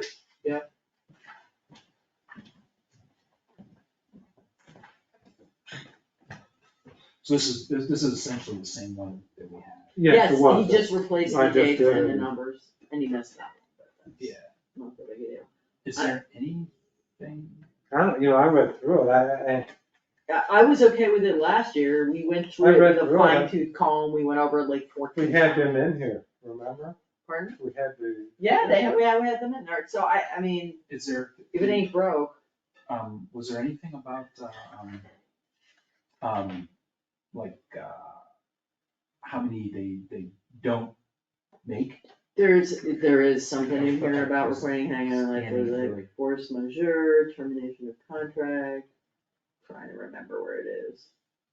General compliance. I know they didn't not make, it was a handful of them, right? Wasn't it like 4 4 or 5, I six think or you- something It's like less than that? 10%. Yeah.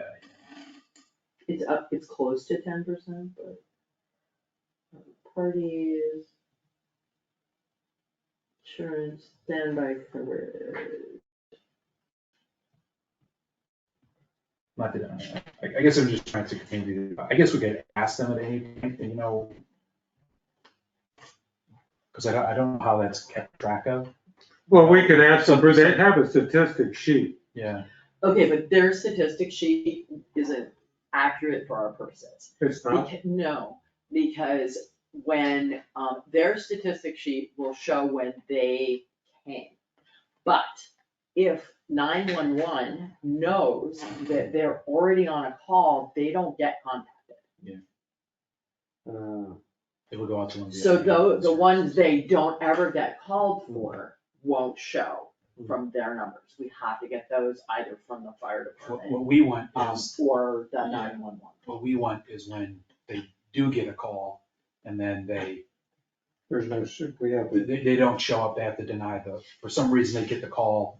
Yeah, we The have- dispatcher doesn't know, and they get the call, and then they say, well, sorry, we can't do it, and then it goes to New Marlboro. or So something. that they would know. Yeah, that they would know. Should we talk to them about them providing that information? About them providing which The information. information if we call into them and they're not available? Um, Down here. we can get that, they gave it to us last year when we asked. Yeah. We could certainly get. Well, that. ask them to provide it quarterly or something like that? I think they're supposed to be. When was the last time we got one? I am, well, it usually comes with an invoice. I Okay. have to look and see. But the last time I saw it, it was about the 10%.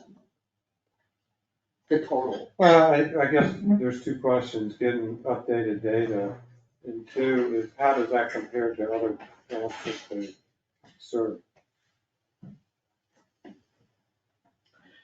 But I mean, there's a third part, so what? What Well, I option think do you so, have at but- this point? I mean, I- that sounds harsh, but the reality Well, I is, think it is harsh. there isn't another service provider right now. I agree with you, but So- if we were ever gonna look a year or 2, is it getting worse? If we had to evaluate that we wanted to go somewhere else, is it getting worse? Are they, So like, is it gonna go from 8.5 this year to 12.5 next year, and then 13.5? right, Then you have to start saying, well, what's the threshold that you're willing to tolerate? well, and, And what I'm not looking for is for us to do more work, it's for Right. them to provide the data to us. There's So we something- can look year over year. I gotta look up force majeure. There's something about 14 days of, so it's agreed, however, that the performance by contractor is imperative to the safety of general public, continued failure to perform for periods aggregating 14 days or more, which is gonna be tough to Yeah, aggregate 14 we're, days, we'll be knee deep in trouble then. even for causes beyond the control We'll of be the dead. state to render performance impossible. Right. So One that's where they're like, oh, whatever 14 days means. Yeah, but your point is well taken, but it seems like we need to actually evaluate it, we need two different types of statistics. One statistic would be the times they did get called and didn't Right. roll out. And the other would be the proportion of times they didn't get called because they were answering someone else's call. Because at some point, they have to, like, what if they are supposed to have 2 ambulances and they only have 1? Well, I think that's a point. Another point is that, you know, then we're going to the Monterey Fire Company and supplementing that. And, you know, we're paying them at the same point, you know. Yep. So we're, you know, we need, I think we need to learn it, or is it getting worse? How the heck are we gonna get this data? Okay. I think we still pursue with the contract. Maybe we give them a cover letter saying, you know, we're interested in more statistics. And maybe give them an email list like you, the first week of every new quarter, you send it to the select board. Here are the things we're looking for. Because, you know, like you said, there's no other provider. You're trying to be a provider yourself. If they're short on help, how are we gonna find help?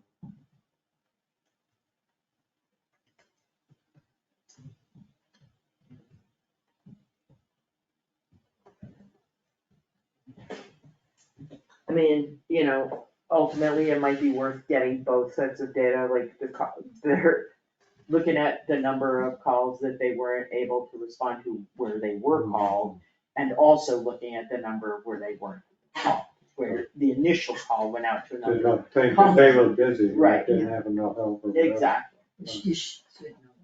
Yeah. I mean, they're two different figures, and they can't provide both, because the other one they don't have, Mhm. because they're not getting called.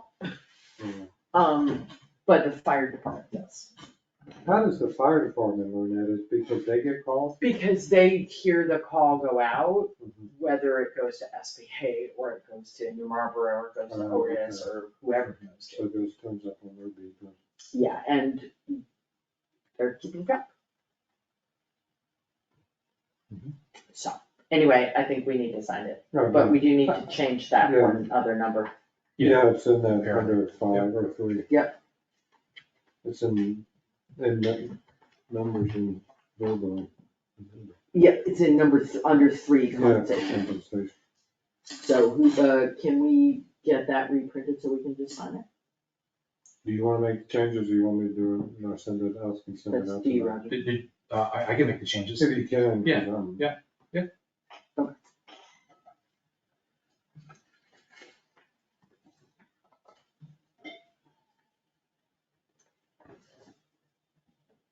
It would be good to get another quarterly report from them.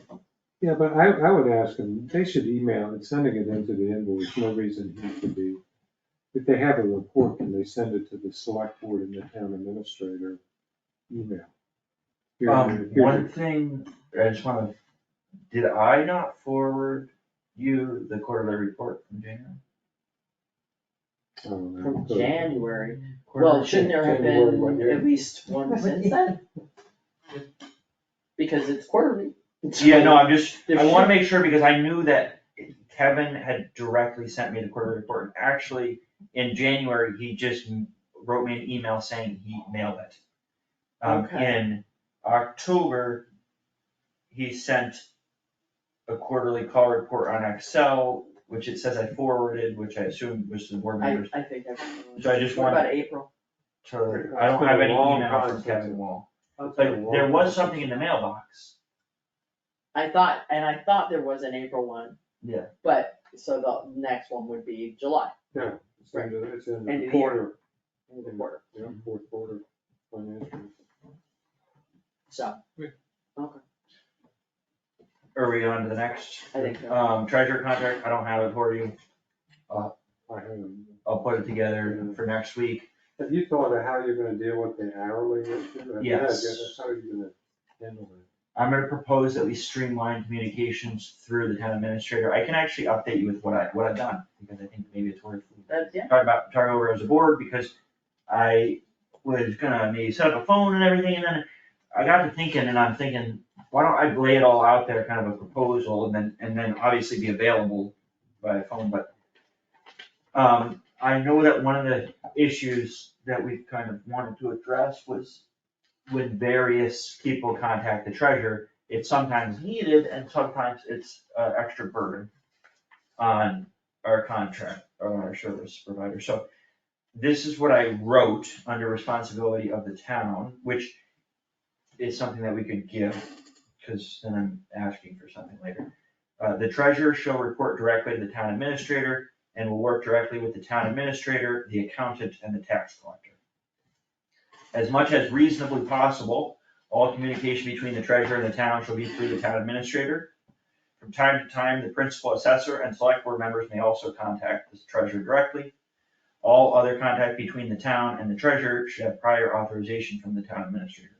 So it was the assessor and the what? Select board members, time to time. So, and just to give you a little insight as to why I put that in there, assessor, doing the tax, and I didn't speak to the assessor, I could ask Don if he feels like he needs to be included. I did speak to the tax collector and felt like she and the accountant should be included because it's kind of a financial team between the three of them. I didn't speak to Don, but when he's doing the tax rate recap and other important things, and I don't think that he'd abuse it.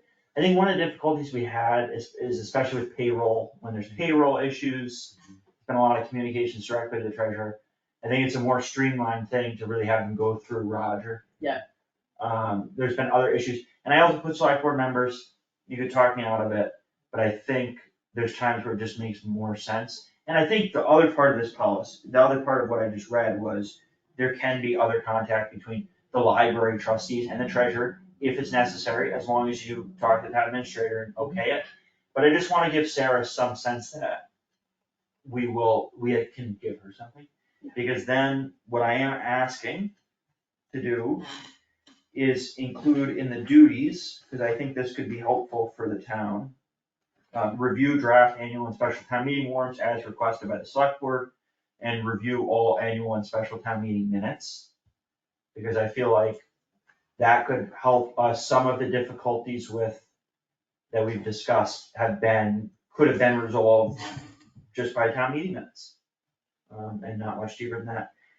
And then would be deleting for an average of 7.5 hours per week, which again, I don't really know where we're headed, but that would be my proposal.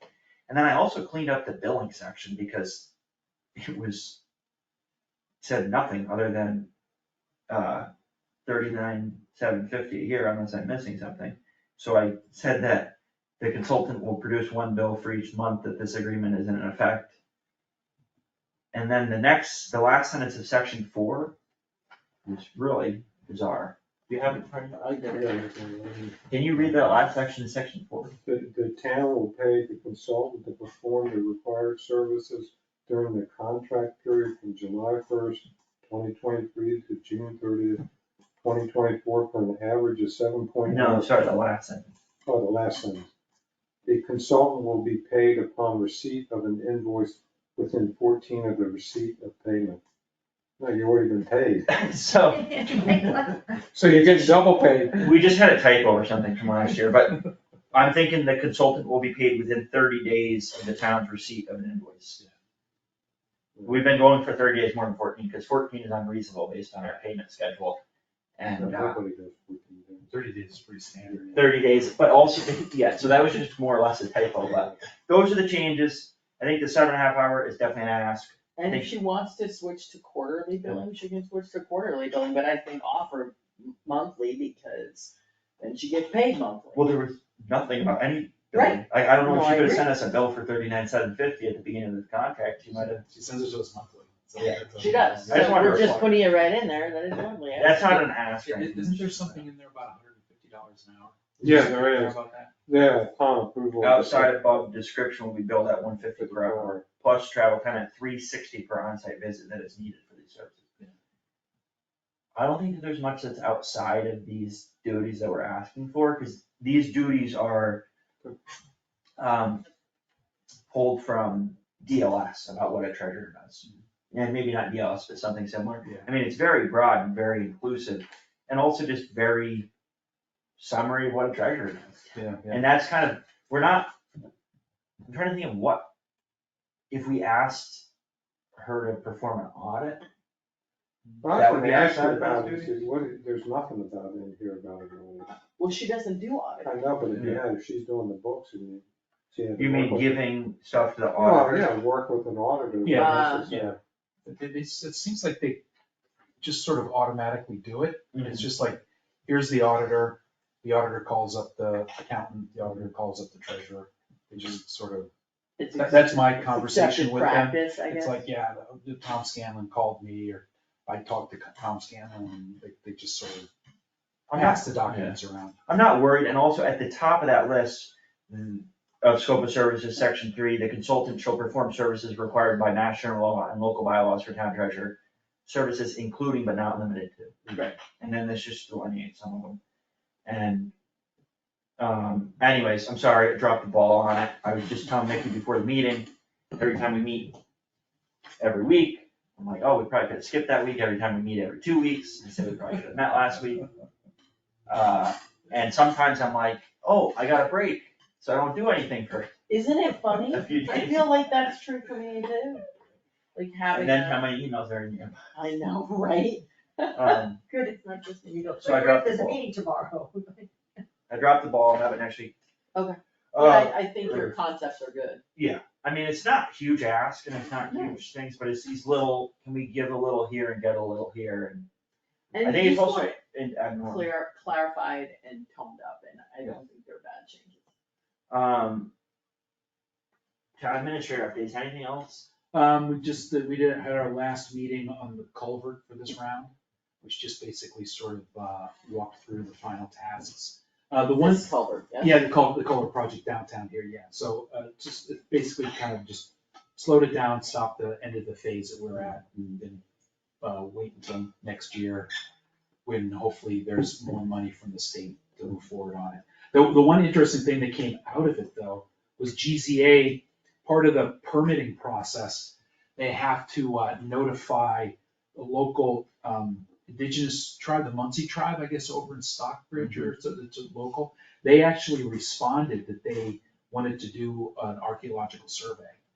So part of that process will be them coming in effectively, basically looking from the culvert down to the dam, maybe doing some dig here and there. Just they don't think, GZA doesn't think that they'll probably find anything, because the area's been so dug over And washed over, yeah. So, but it's just they said it's very, they were surprised, they've never really had that happen to them yet, so they were surprised about that. During Somebody the at the- project, or And now? just, for us, During the build phase? When do they or wanna just do now? it? just prior to it. So part of this next permitting will be like, oh, just if we do get the money to move forward, that just before we start the construction phase of the culvert, if we get to that point, they will have to come in and do like, I don't know, a week or whatever, like It does seem trenching like here and there. just a little bit of So- awkward timing, because Yeah. if it was during the project and we were rerouting water through a pipe and they had better access, that would make sense. Or if it was now, it makes sense, but are we like It's like right opening before. up, once you get all the funding and everything 100% permitted squared away, you find out it's a I know. old burial ground, and we I can't do the Yeah, project, I mean, It's awkward, it's very awkward, the timing of that. Yeah, I don't know if it's because of the permitting, because not all the permitting was finalized, right? That was one of the issues that we had too. we're not at 100% permitted. Yeah, I think that's what I think some of it, that's where some of it got kicked in. And, so that's what happened with there.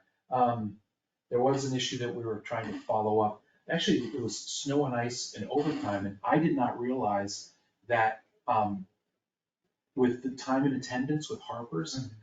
And we're trying to figure out if we have to manually tell Harper's to switch over the account number to use for overtime. Because according to Sarah, she found a meeting from January 23rd, 2023, which said that they have to set up snow and ice OT, so using the snow and ice OT, from November 1st to April 30th, and then highway regular OT from May 1st to October 31st.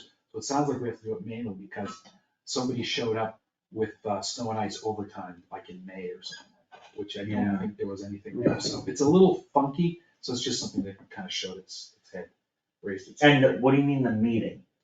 There was a meeting between, It was just an informal meeting? yeah, Like department heads? yeah, I think she doesn't say who it was. It sounds like it was with Boris on the highway OT, so it was probably Sarah and maybe Melissa at the time and Boris about going over highway IT and stuff and how they punch in. So it's still a little shaky bit what we're dealing with there. Have we gotten, I do have the sheets on those guys. I have to go through them. I mean, so we're still in process of making sure that their payroll was accurate to what they were. I thought Yeah. Sarah did the audit. She did. I have the sheets. I totally forgot that to bring them this. Oh, for doing what? She did the audits on the overtime. But what do we need to do? Well, I think, What was the outcome of the that? outcome was that, 3 of them were slightly overpaid and 1 was underpaid. I think that's how. I thought it was. No, it was the other way around. I'm sorry. Three of them were, what did I just say? Underpaid. And one was slightly over. 1 was overpaid. So, So what do we do about that? So I'll have to go through and make adjustments. I'll talk to her and we'll make adjustments on the payroll, probably through, was it the extra pay or something? I have to go through. yeah, and I think the one was like $97. He was overpaid. can we just not, take that, my sense is just not to take the money that was overpaid slightly, because I still am not 100% on the audit. It seems like we're talking over the course of 2 years and. Yeah, I will say it was a little difficult for them because of how it was, because of like the changeover, the switching, it was OT, it was Just snow for and the ice. individual putting in his time, it was difficult. Well, it was for them, for the treasurer's department to kind of go through because it was really kind of scattered all over. Because the way that the snow and ice the way that the call-in was working was really confusing. And so they kind of struggled a bit with it. Do we think we now have the system worked out so that will be the case going Yes. forward? And we'll find out in November 1st, I guess. And we're working on dealing with the ones that were underpaid. Yes. Okay. I kind of agree. I think we just give a lump sum. If we're talking about less than $100 for the I think it was 97. overpaid, I think we let that lie, but we do need to fix the underpaid ones. My only further question is, we can legally overspend snow and ice overtime. But when we do, and we don't make a reserve fund transfer request or a transfer appropriation request, we have to report it and it goes against next year's tax rate. I don't really understand this stuff deeply, but I'm generally aware that we can overspend it, but then it becomes a thing that needs a bunch of reporting and it becomes an ordeal. So what I'm wondering is if that account is short, can we just make a reserve fund transfer request? Is it, it's not clear the account is short, is it? Well, we made a reserve fund transfer request or a transfer appropriation request a month or 2 ago, so it's probably a reserve fund. To cover, but now we're gonna pull more money from it, probably. From the snow and ice overtime, And- okay. Well, snow and ice overtime, yeah, it is in the negative right now. By how much? $4,730.54. Yeah, so I think legally we're allowed to do that, but my sense is that if we leave it that way, it makes for extra work and a small, but, extra reporting on the tax rate, when we could just transfer money to that account and not have to do that. From Salt and Sand. We could do it from Salt and Sand. We could also transfer from highway floor wages. Oh, because of, right, because there's an overage there because of the staffing, or? Well, because, Sheldon started, wasn't a full year. Right, that's what I meant by saying. So if we do that, if we're gonna be doing these lump sum payments for the underpaying before the end of the fiscal year, so like in the next pay period, Which means which there's is gonna some be a split pressure payroll. to actually get that done. Yeah. Because of the timing. But it's not even like we really need to do that because it's been a 2-year issue. Right. So it's not like we need to do it this fiscal But year. it would be really nice It to would get be it nice. done in this fiscal year, so it can be finished. Is it, so I guess I would do, have to do an appropriation from, if we did it from highway wages 4. We could do it from wherever you find money, but Yeah. that seems reasonable. The other place would be, from my But- perspective, snow and ice, salt and sand, because it has Oh, yeah. 47K in it. Yeah. So if we run out of money in the highway wages, Also, Sarah and Eric should know way more about this than I do. yeah, But I'm just putting this on their radar, on your radar. I think it's gonna be easier for everybody if we don't leave that a negative balance at the end of the year, even though we legally may be able to. I think it makes a headache. They should know. so, yeah, so getting rid of the negative, So by getting rid of just the negative, transfer, yeah, and in snow and ice overtime. I could transfer it from snow and ice salt. Yeah. But, Or but or here- wages, but either way. if we're doing these lump sums that amount to an extra 1,000, I would wanna transfer that too. From like snow and ice. Wherever you get the money, I Salt don't and care. sand. But you know what I'm saying? Mm-hmm. Cause wouldn't we be paying out of highway winter overtime for this call-ins that we're underpaid? Well, theoretically, yes, I guess. So in which But case, It could come from anywhere on the transfer though. Yeah, it would have come, well, see, I don't know how much of it was the Overtime call-in and issue or regular whether it wages. was overtime issue. I'm imagining most of it was the call-in, which could have happened anytime. Yeah. Could have happened during the winter or during. Well, if we end up paying for it from the highway winter overtime. Yeah. Let's just try to make sure we replenish that. right, And bring it to. And also talk to Eric and Sarah, cause maybe they say it doesn't matter if we go in with a negative balance. It's just, I've read some stuff before, from the state about how you can legally overspend that account, but then it creates reporting that if you just make the transfers, we wouldn't have to do it. Cleaner.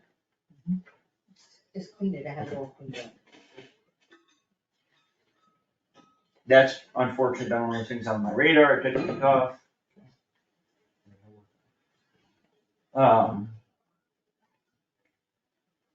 Oh, and, let's see.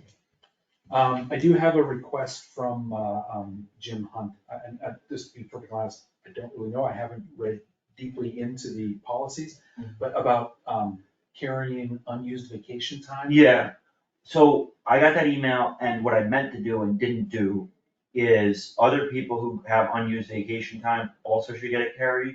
Okay. So that would be the police department. Yeah. And the town administrator. But the town administrator contract already Yeah. stipulates carryover. So if police department, it's something we do every year, I think with the new handbook that, like, at the organization I work at, and I think it's pretty standard, usually you can carry over, there's just a cap. Yeah. Like how we did the town administrator contract. yeah. Is probably what we should be doing, but what we've been doing is this, technically, you don't carry over any, but the select board can approve it, and we always do approve it, so it's just this awkward fumbly Because I thing. couldn't remember if there was something, I was kind of looking through the, handbook. I don't remember if there was something in the handbook about vacation rollover. If it was just automatic or. What it's always been was there's no vacation carryover except if the select board approves it, and we always approve everybody's. so it's ridiculous, Yes, So it basically. might as well just be automatic. Yeah, exactly. and also capped, because you don't want people to have 120 vacation days. Right. For all the reasons. All right, so. So it should be automatic and capped, and I think we're all on the same page. So the idea is, I should inform the treasurer that, all the vacation time will be rolled over. I think here's the thing, Jim submitted that request, what I would do, what I feel comfortable doing, because I think this is my third or fourth time doing this, we always approve everybody's And in the future, we're gonna have an employee handbook that isn't, but I would say we approve Jim's and we approve anyone in the system that has vacation time and carry over all of it. I'm fine with that. Susan? Yeah, I'm Yeah. fine with that. So- I'm actually looking to see if this was something that we actually addressed in the revised personnel manual that never got finalized. She says, sounding frustrated by this. So the board is in general agreement that we approve the highway request to carry over vacation time as well as any other vacation time that any other employee has is automatically carried over. I second the motion. All right, and we'll vote on it. Susan? Yes. Frank? Yes. And Justin, yes. Okay, so I'll get in touch with them. All right, thank you. Steve Poulin, I did talk to him. He's been sworn in and everything. He's ready to go. Okay. Um, They had a meeting last night, right? We had a meeting last night, but he wasn't there. He finalized everything today. He did his last duty as a registrar today and then got sworn in. So they do have a meeting set for 8 o'clock in the morning. They being the finance committee have a meeting set for 8 o'clock in the morning on Friday, basically to verify all like this appropriations that we just did. They'll vote on it and go from there. How much money's in reserve fund? $16,000. Then should we just use that for highway overtime and not mess around with these internal transfer, the other transfers? Good.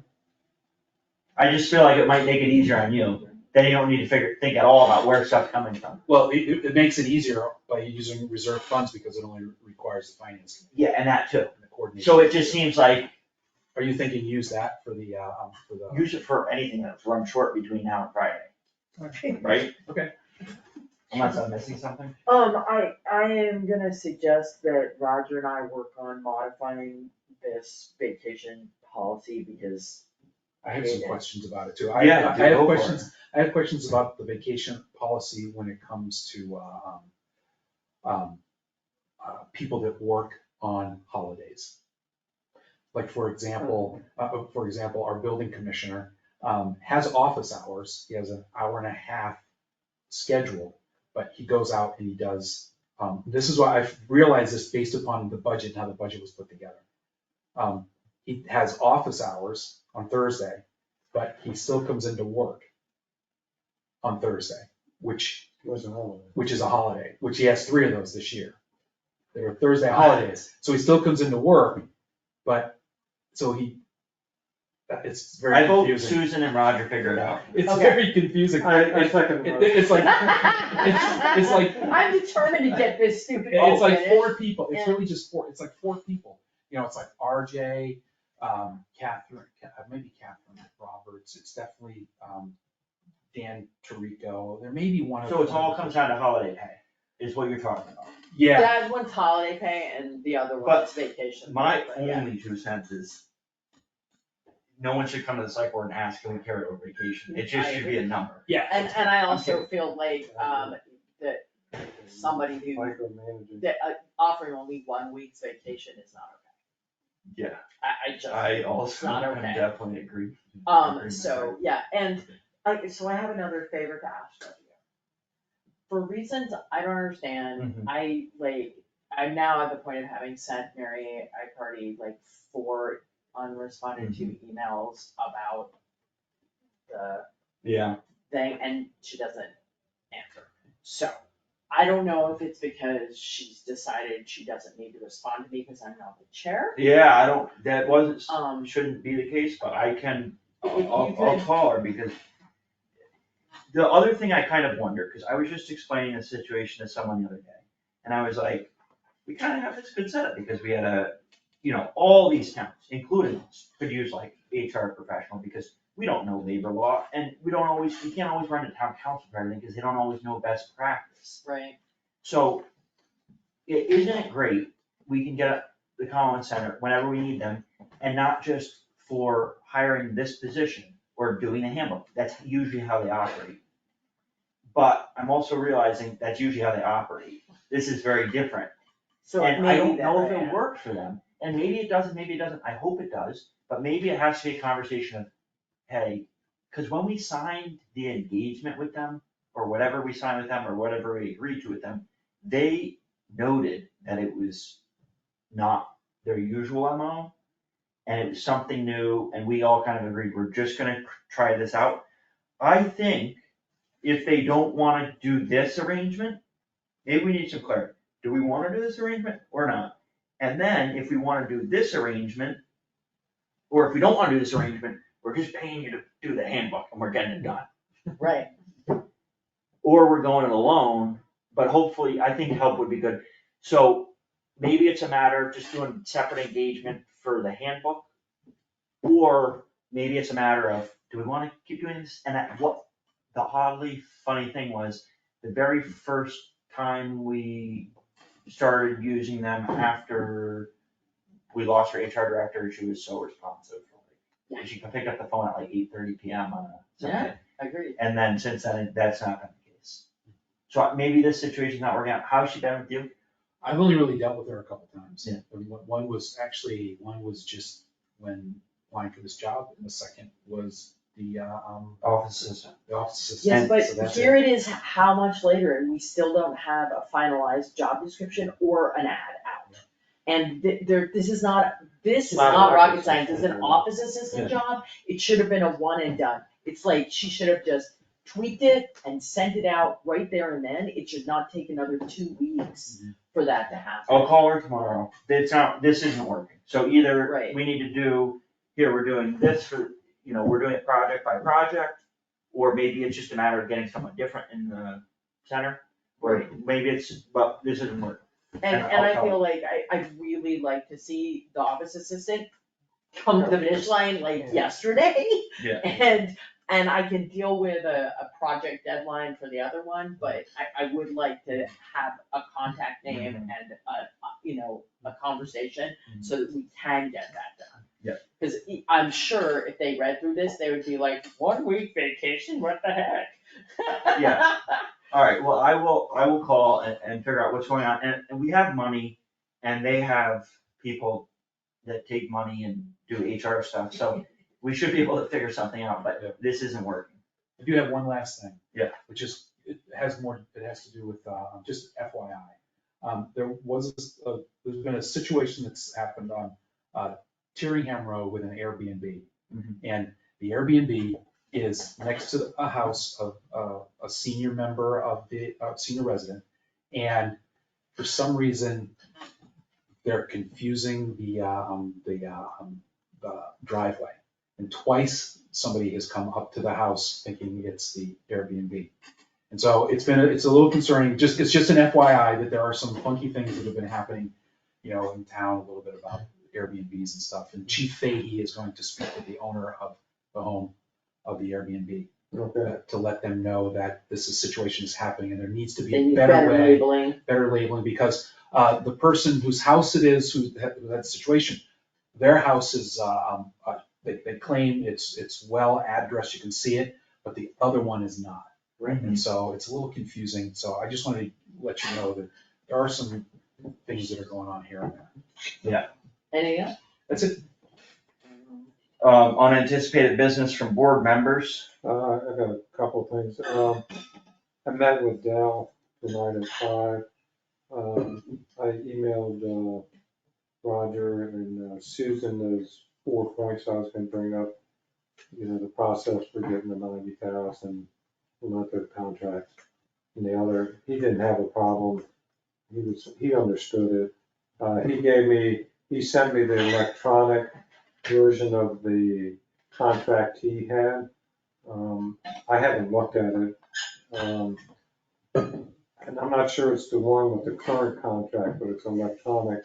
I'm gonna send it to Chris tonight and ask him, can we expand on that? And there was a discussion about the different insurance they have, not just the insuring the building, but the casualty insurance, if someone gets hurt or something like that. So Dell's gonna research that. We're gonna try to meet next Tuesday. I'm out of town till the weekend. I'll be tomorrow morning, but I'll email the attorney, Chris, and ask him, can we take this? I marked up the contract he gave me, and you wanna, you can't do that. Well, there's different ways to say things, but anyway, we'll see where it goes. It was a good meeting with Dell, so the other thing we're looking at, Susan, is, because we're not gonna meet the July 1st deadline of having a contract, is putting together like a letter of understanding. I asked Chris about this late this afternoon. It says, we, the Monterey Fire Company and Town Hall will do a contract. We agreed this is the rent money.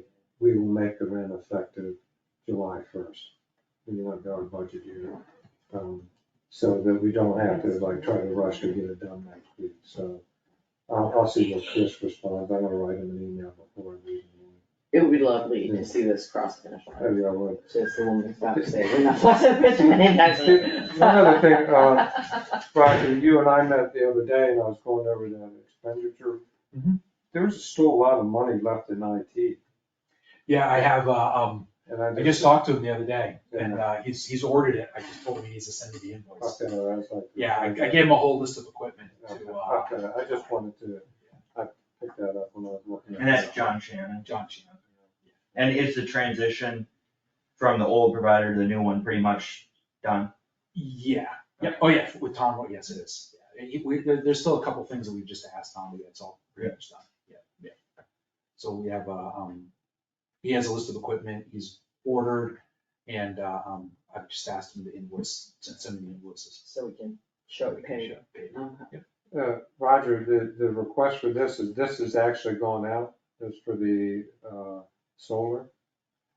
The solar panel, well, right now, if the town council. I haven't What's on the? I mean, I don't know if you had comments, I feel like giving to Peter. I read it. I mean, it could be an interesting Yeah. challenge. It is, Because but I don't. you can do the solar panels, but the National Grid wants to turn your dial on and off. Yeah. So how do you tell someone that's investing the money, yeah, we're gonna turn it off, and then somewhere in there's a $55 million quote to get the wiring up this stuff. Oh, yeah, that's a wiring that's supposed to come down from. 9.1 miles or Yeah, something, I yeah. forget where it comes from, but yeah. It's a good picture of what the problem with the infrastructure. And there was a big article in the Berkshire Eagle about improving the infrastructure that comes into New England. Yeah, I saw it. From New York, and it's a big project that they're talking about, really. Some of that could be offset with batteries, Yeah. but, then you would use that power at night. Yeah, that is part of the project. Locally. That is part of the project, You know, is to have batteries. That's you know, part of it as well. But, California, there's been days where they've overproduced energy. Okay. Anything Which is else? amazing considering their consumption. I was gonna ask for an update on OPEB.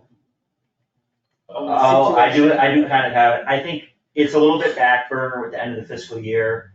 I emailed Donna, I can't help myself. That, there's You wanna another, put the bill up on your computer, there's another 30,000 that's gotta go back to the special stabilization, and then we just need a final figure, and we gotta transfer it back in November. But I'm not gonna put it off till November, but I think with everything else going on, it's on my back burner. My back burner usually doesn't fall off the back of the stove. Just But impressive. Just the pockets keep. Yeah. I think I know the gist of it. I don't know the exact dollars and cents because of interest, but Right. there was 2 years in a row, $30,000 that should have gone into the special stabilization fund, and it went into OPEB. And that or any other something is just a mistake. Yeah. It doesn't justify you to transfer 30,000 more that you specifically go to a town meeting for one thing and just say, oh no, put it in the other. And I think now thinking about that contract thing,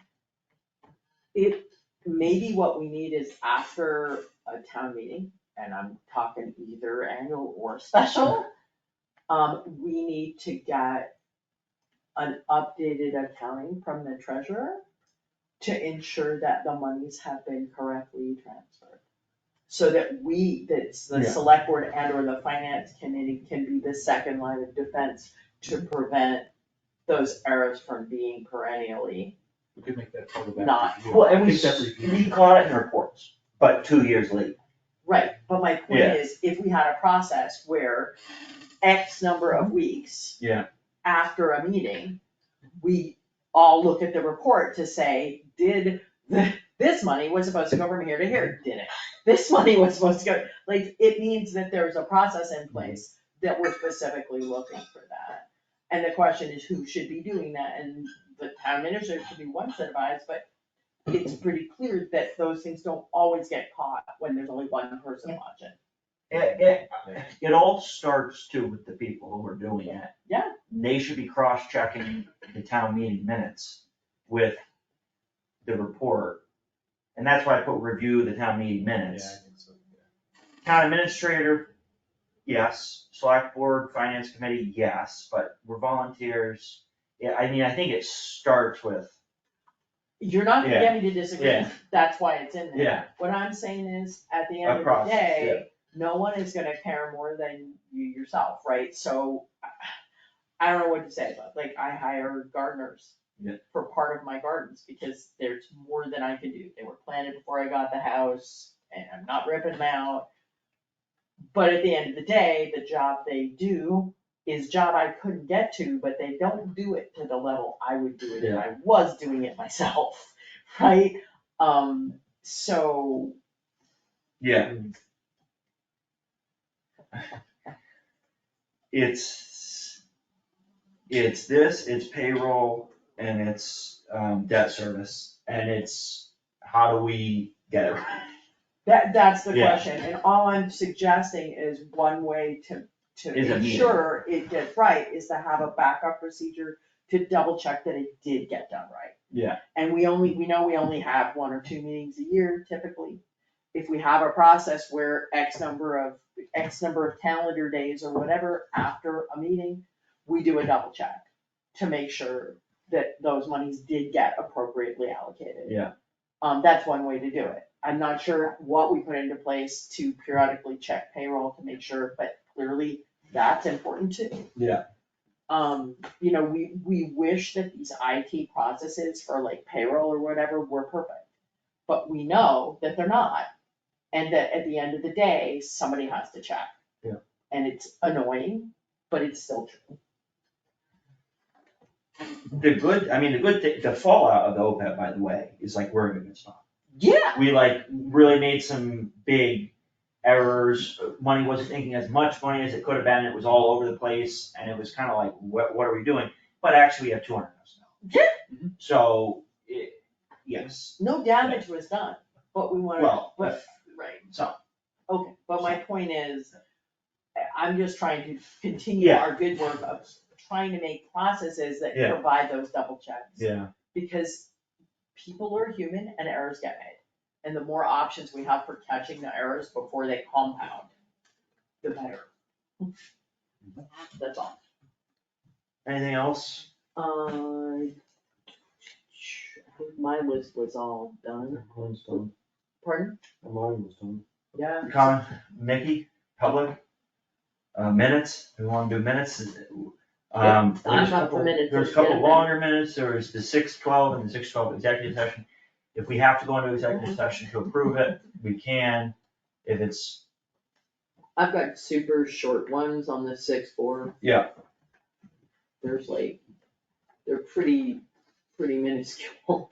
I read the room, that was fine. But like, I can just send, like, they're kind of, Yeah. they're that simple, Typo. like, yeah, prior to being fully instead of be fully, and there is 20,000, like, they're just all typos. Okay. There's nothing, I don't think there's anything so substance. I'll move that we approve the June 4th minutes as amended.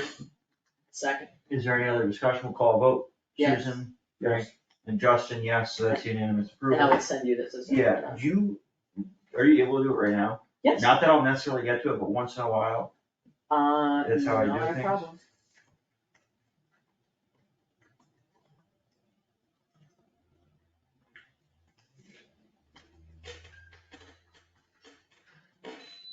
And then I don't know if we'll get to the other, that's, I got the 6:11 and the 6:12 executive.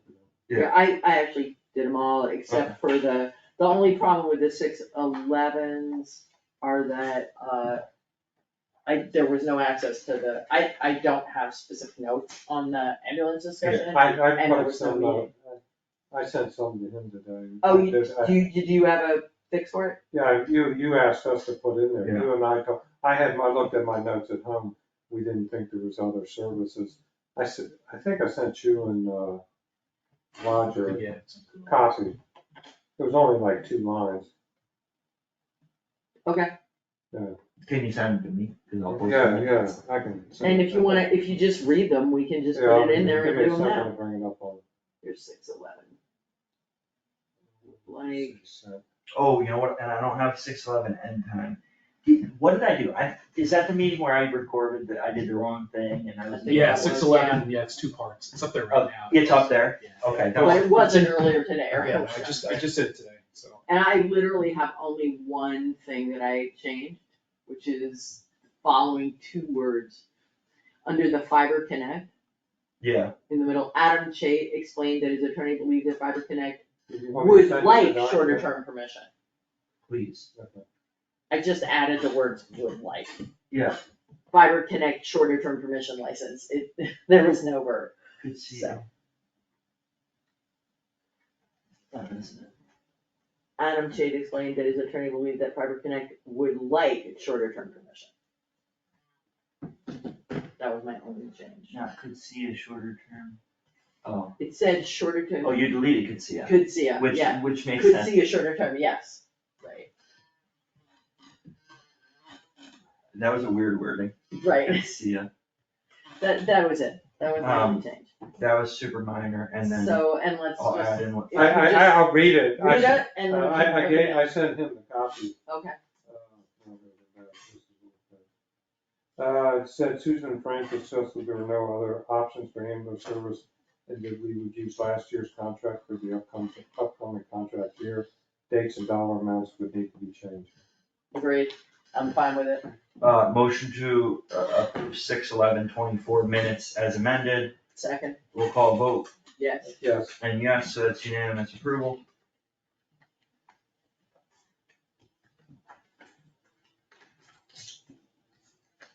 I mean, the non-executive session's pretty straightforward. I know, but those are, the only reason I separate is because I will post those. Right, Did we record that first 2 minutes or whatever? I tried to. Or I have to double check. The problem is this, Roger, sometimes when you try to stop recording and go into executive, it keeps recording.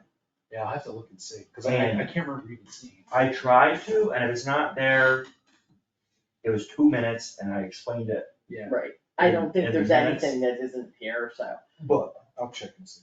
So I'm gonna move that we,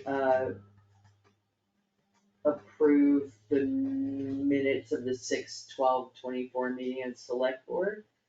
the open ones, the open Yes, the meetings. open meeting minutes, I'll second it, and we'll call a vote, yes. Yes. and yes.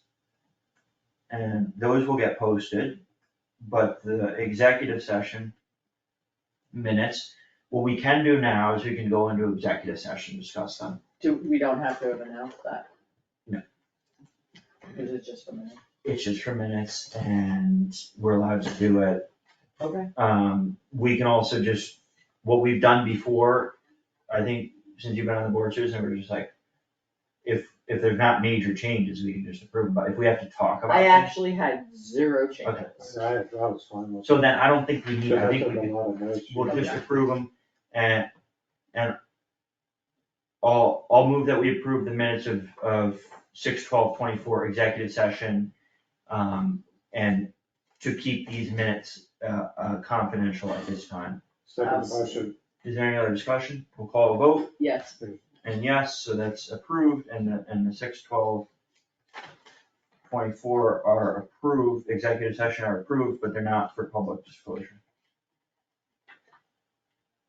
wow, that was amazing, we're now up to date, I love it.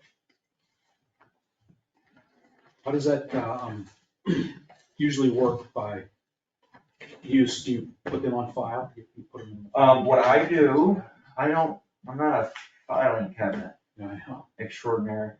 What I do is I email them to you and to you and you, and I say, these are the approved executive session minutes. And I keep a running list, which I'll send with this one, of which executive session minutes we have approved and not for public disclosure, and which ones have been approved and posted. And periodically we review them, and it's on one of the things on my back burner is to try to redact some minutes from a couple of years ago and get them posted in a redacted form.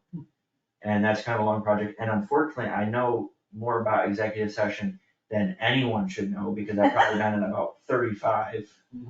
I don't know if that's good or bad. I know, and when we do approve regular minutes, not executive session or whatever, you're also posting them and sending them to Chris?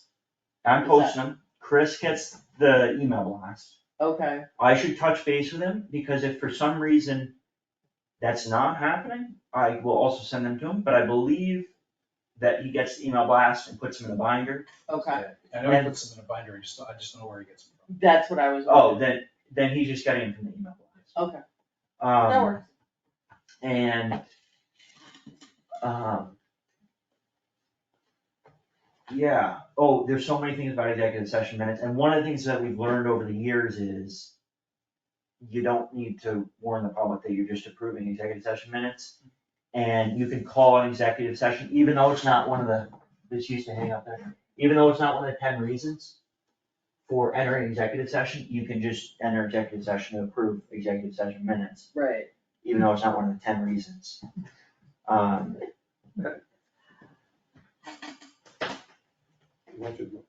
Oh, sure, please. I'm not gonna catch the adjournment on this meeting, everybody. Are we ready? Yeah, That was the longest one. We doing adjourn? Yeah, motion to adjourn. second, We'll call a vote on adjourning. yes. And yes, that's a unanimous vote to adjourn the select board at 8:12 PM.